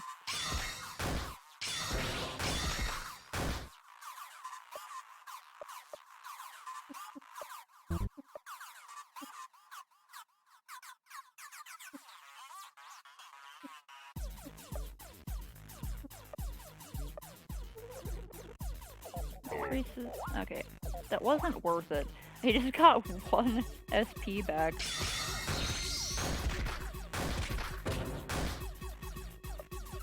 Should I, like, throw a damn... Okay, I don't even have anything for a fireball yet.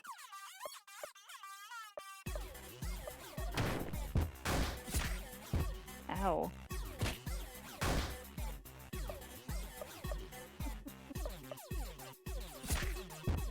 Ow,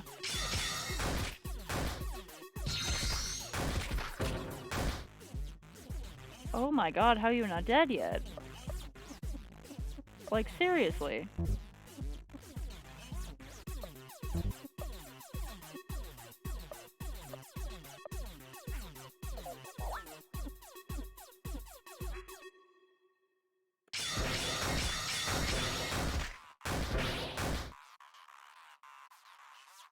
How... Oh my god, this guy has so much health. I'm not very good at this game. Haven't quite figured out this style yet.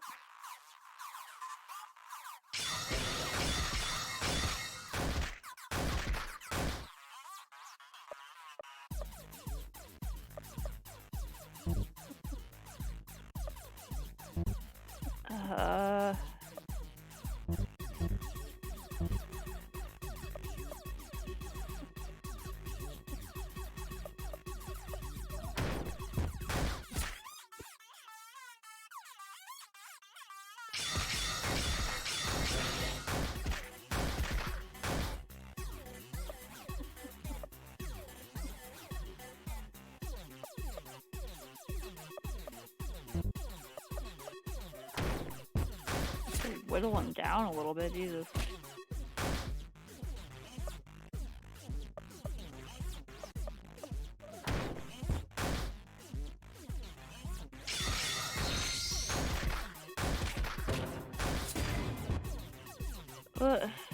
Oh my god.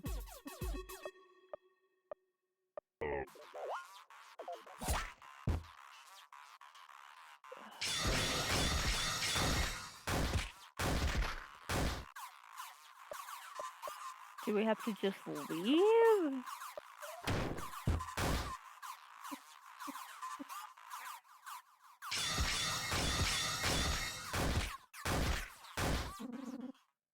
I'm unsinkable like the Titanic. Not anymore, I guess. Jesus. Nice. What the fuck? I had way too much health to be allowed. Should I, like, not even try coming into this area right now? Oh, it's another one of those secret stashes that has mags in it. I still don't know what mags do.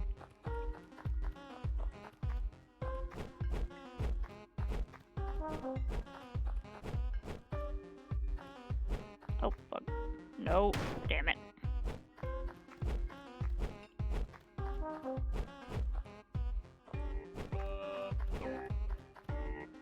There's a bottle there, and I don't know how to get it because it won't let me go down.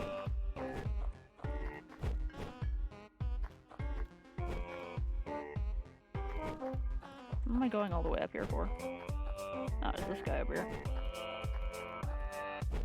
Oh, that time it worked. Are you kidding me?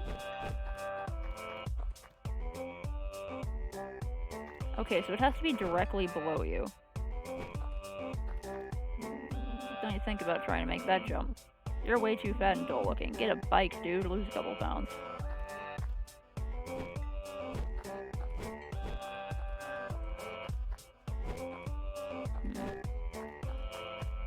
Okay, so at some point, I might be able to make that jump. Oh, god damn it. Okay, I got myself stuck over here. Oh, man. Ow. Fuck. Ow. Okay. Okay, so I can't even come over here until I'm able to make that jump somehow.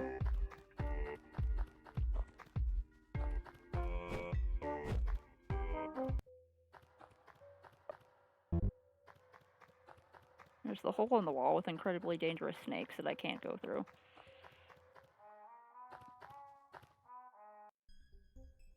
Huh. Ow!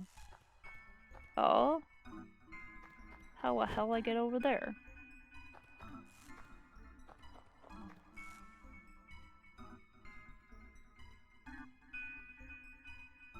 Can't jump up here.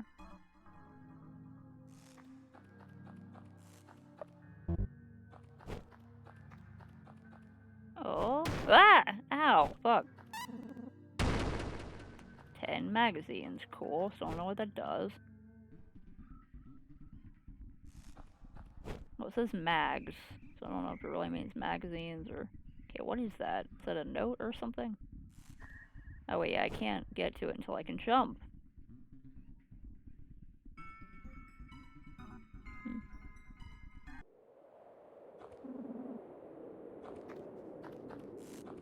There's some sort of save the world angle. It's over here.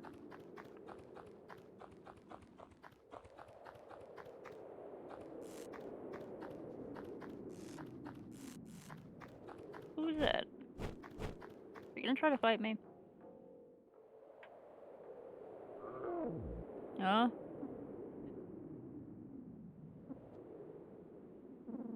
Oh, hello there. My name is Nern.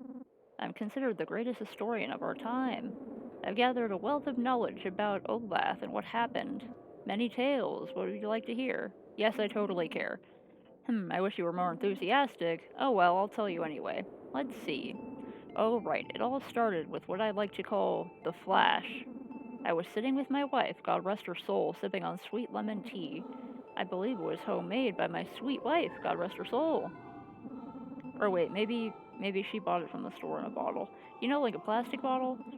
Well, hold on now. That would be ridiculous to buy a bottle of sweet lemon tea, then transfer the contents into a glass. Why not just drink it from the bottle? I guess maybe so she could put ice in the glass? But then again, making tea homemade would be just as time-consuming, if not more. That sneaky bitch. Anyway, I'll save that story for later. So, I'm sitting on my porch drinking sweet lemon tea from a glass, of course, when suddenly, a great strangeness fills my body. Something was wrong. I've lived many years, and I've never felt something like this before. Do you know what it was? Yep, it was my rocking chair. That wooden son of a gun stopped rocking. So I looked down and realized a little rock had gotten caught beneath my chair. A rock under my rocking chair. What a day. I decided it was time for bed. I had had a little bit too much excitement for one day, ho-ho! I slid into my jammies, brushed my teeth, and said my prayers. As I was climbing into bed, I noticed my wife, God rest her soul, brushing her hair in the bathroom. As I peered across the hall, my body swelled up with emotion. Why can't I be married to an attractive woman? Is it me? My bank account? I'm a tall guy. I work out 40 minutes a week. Is that not enough? Now, my neighbor at the time, Tom Forknight, was very short. His wife, Karen Forknight Pleitberger. Oh yeah, one of those women. Well, she was more attractive than my wife. I'd say she was a soft 6, whereas my wife was a hard 4. What's the deal? I thought women liked tall men? Why was Karen with him?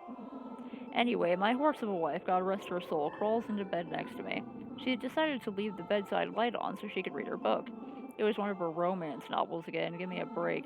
As if I don't already feel inadequate enough. Not only do I have to compete with Tom, now I have to compete with these fictional hunks. Ay, ay, ay. At this point, I had already suppressed the urges of intimacy. I rolled over and tried to sleep. Her bedside light was only a minor annoyance. I was able to drift off. Then I woke up to a big flash of light. That's about it. Fascinating story there, Boomer. I can tell by the way you're walking away that you don't want to leave. If you really want to hear another story, I'll tell you. Once upon a hot summer night, sometime in July. Was it July? My local grocery store sells really good eggs in July. I don't know why. Do chickens operate better at heat? Fireworks, maybe? I don't know. I don't want us to get off topic. Point is, the eggs that summer were marvelous. Anyway, my wife and I, God rest her soul, went to a barbecue that night. It was held at Dale Spooner's house, well, his backyard. Connie Spooner doesn't want people in her home. I think she's just an uptight bitch. So at this barbecue, I see none other than, that's right, Tom Forknight. Now, earlier in the day, my wife, God rest her soul, had made potato salad for the barbecue. Personally, I hate potato salad. I'm a mashed kind of fellow, ho-ho. So I sat in the TV room, avoiding her till the barbecue.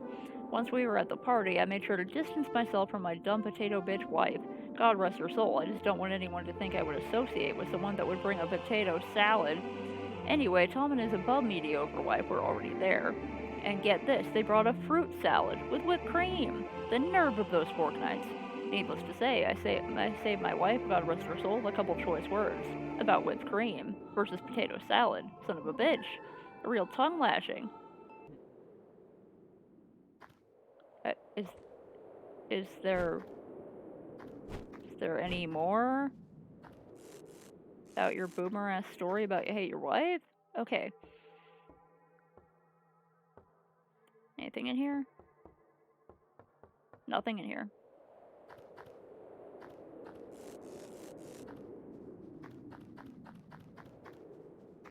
Is there anything? Okay, I don't know if there's anything over there.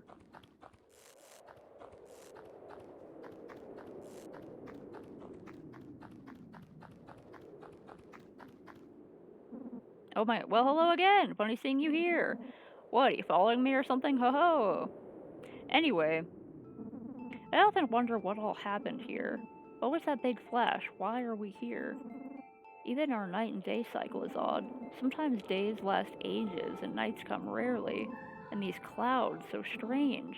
What's happened to our Earth? Oh, well, enough of that boring stuff. I once had a really kooky day at the doctor's office. I was in the waiting room reading a teen magazine. Normally I don't indulge in adolescent publications, but I couldn't resist. I'd recently heard the new artist on the radio, Ulysses Utensils. She's some young woman, maybe a boy, I don't know. Either way, that child can really grasp my attention. So I'm reading this magazine because I saw Ulysses on the cover. I still wasn't able to identify if it was a man or woman, but as I'm reading, I noticed something on the ceiling. I look up to see that there's some water damage. You'd think a doctor would make enough money to maintain his office.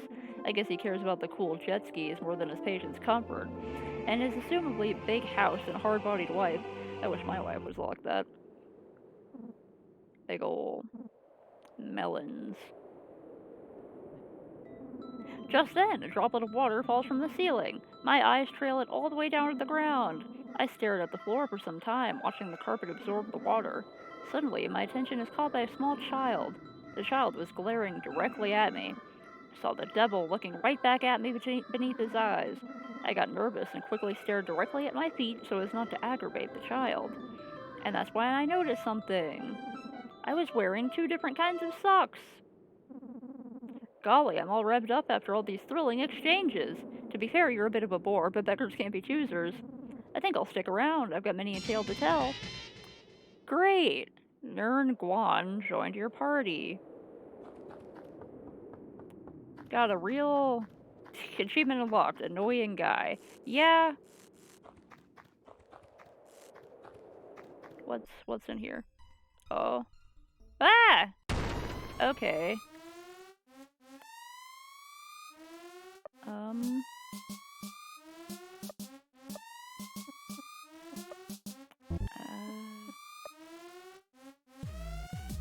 Okay, we have another ally revival, but otherwise... Okay, you can shoot. Powers. Topics? Tell your friends from your favorite techniques. Increase TP of 1 ally. What's TP? I don't know what TP is. Use it on him as a... plus 30 TP? Okay.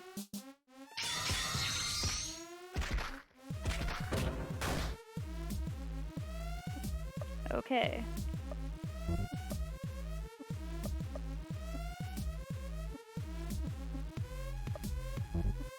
Can't really do anything, can you?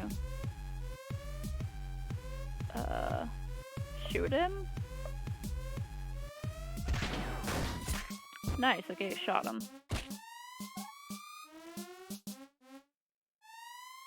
Okay, Brad is crying, I think. Wait, he's craving joy. Okay, so he's addicted. So he's suffering from withdrawal. That's not good. The game froze for a second. Okay.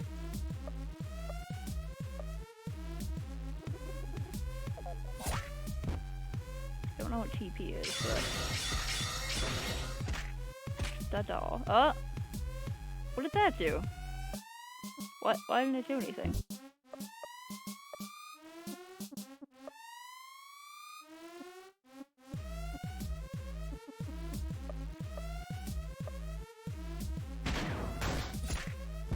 Okay, it did it. Does it just have, like... Why isn't it doing anything?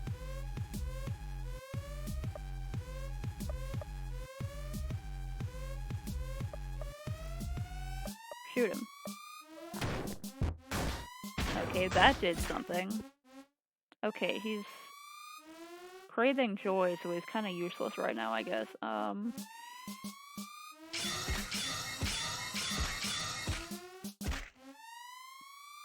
Okay.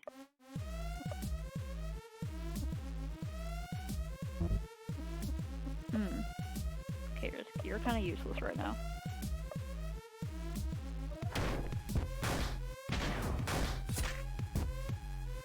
Ow. Okay,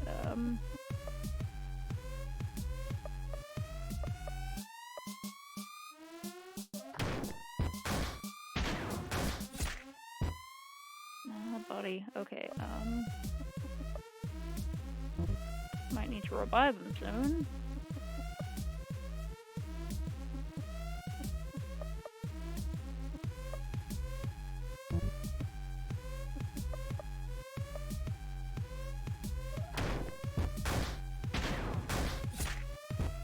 Oh, jeez. Has a lot of health. Hell. Okay,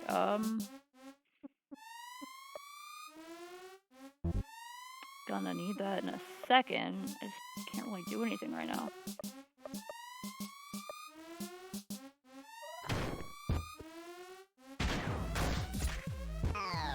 Fuck, okay.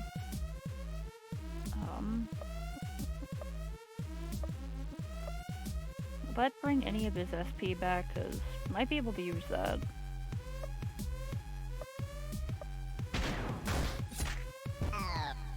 Fuck! Okay, that didn't give him... Good, okay, we got away, fuck. Should've tried that sooner. Damn. Okay, do you have anything on you? Smooth. Jussie. Can I get past you? But there's something right I wanna get that thing that's past you. Heck. Oh, wait, duh, there's boxes there.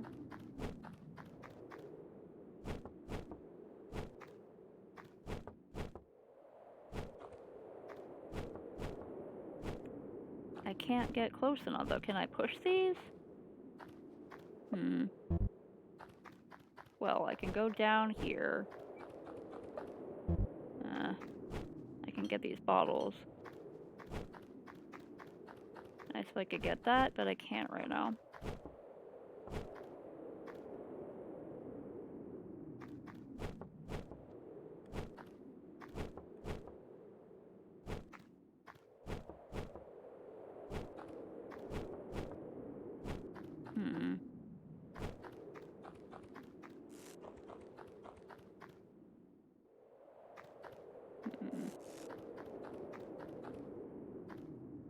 Can't jump on that tree.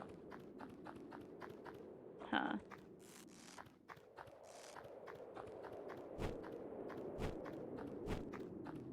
A bar? Bars. You can often find people for hire in bars. If you see a pink poster, you can access your party information for when you want to swap party members in and out. Bars are great places. Chug-a-lug and Terry. Okay, can't jump on that. Hello there. Yo, what's happening, my man? You got a couple of mags for me? I'll run with your pack, brother. An energetic ex-pro wrestler known for his devastating headbutts, El Rage always puts in the battle first, and his health second. He has high speed and attack, but somewhat low defense. I gotta have at least that many. Oh, fuck. I don't have enough mags? Really? Who are you? I have little interest in scandalous magazines. I'm just looking for a stiff drink and good memories. That's all this world has to offer anymore. I don't have enough mags for anything. Being drunk in battle will increase your strength but decrease your hit rate. All in all, getting drunk rules. Okay, I don't have enough for anything, huh?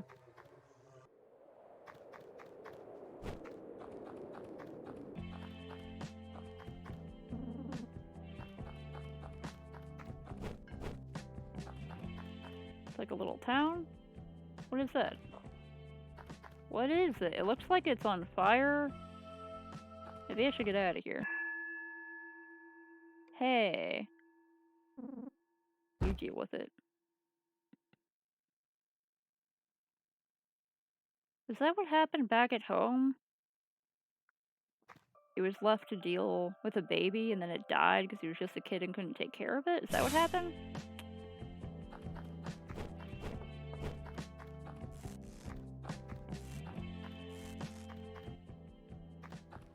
A candle?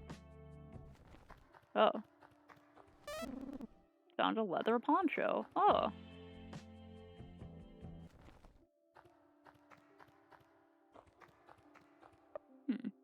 Can I put that on? Itchy poncho. For the leather poncho. What do you have? Hint Lord sweatbands, cheetah jersey, diary entries. You have a dainty shawl. You look like a real dandy with this. Okay. Stiff shield. Bullets usually put ends to lives.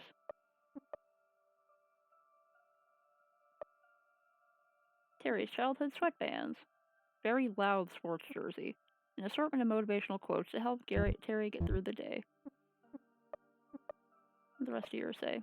Sweaty from years of bawling. Made from rabbit murder. A personal keepsake. Aww.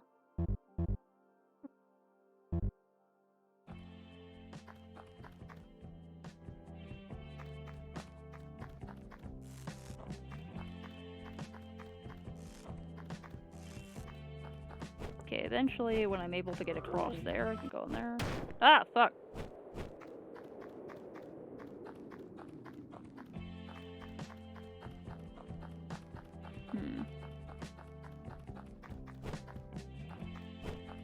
Oh, it's 6 already. I'm gonna have to sign off.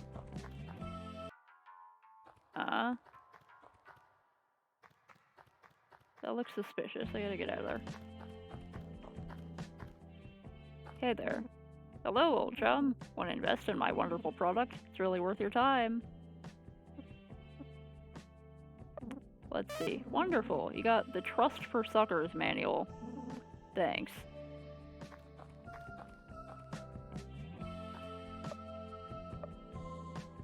Trust for Suckers. Manual on trust. Trust for Suckers. You're an idiot. The end. Thanks. Buzz off. Don't mind Eagle, he's a bit of a prick.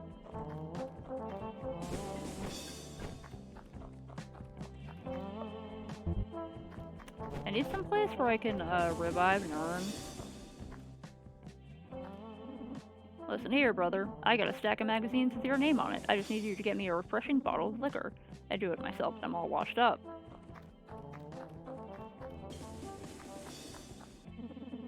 Still looking to get trash, brother. Potato liquor, potato liquor, potato liquor. Help an old man out. Looking for vodka? People think this girl is some kind of godsend. That ain't so. It's gonna tear us all apart. Okay, how do I get up to... How do I get up there? This way. Hey there, pal. Honestly, I'm happier now the world has ended. Helps with that. Helps my wife and kids aren't here. Yes. Got a bottle of soup. Can I take any more soup? How much soup can I take? Okay.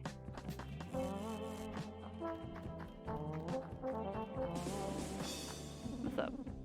Try find something for me. I dare you. We don't have anything, so...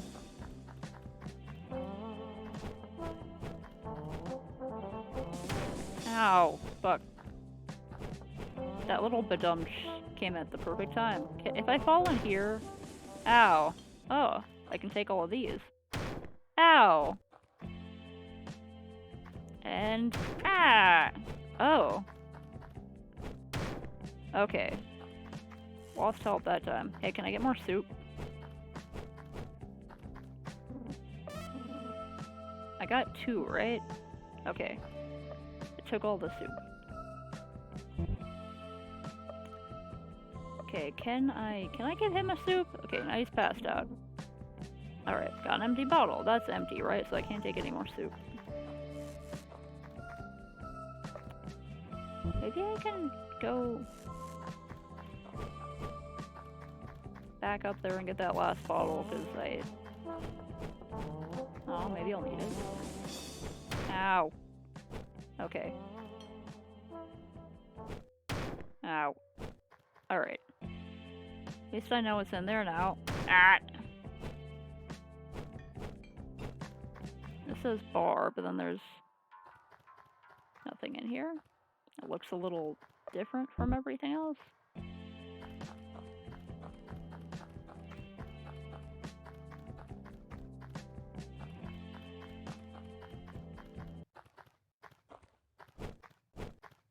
Hey there. Alright, I am loving this. It's very weird. So I'm gonna have to sign off for now.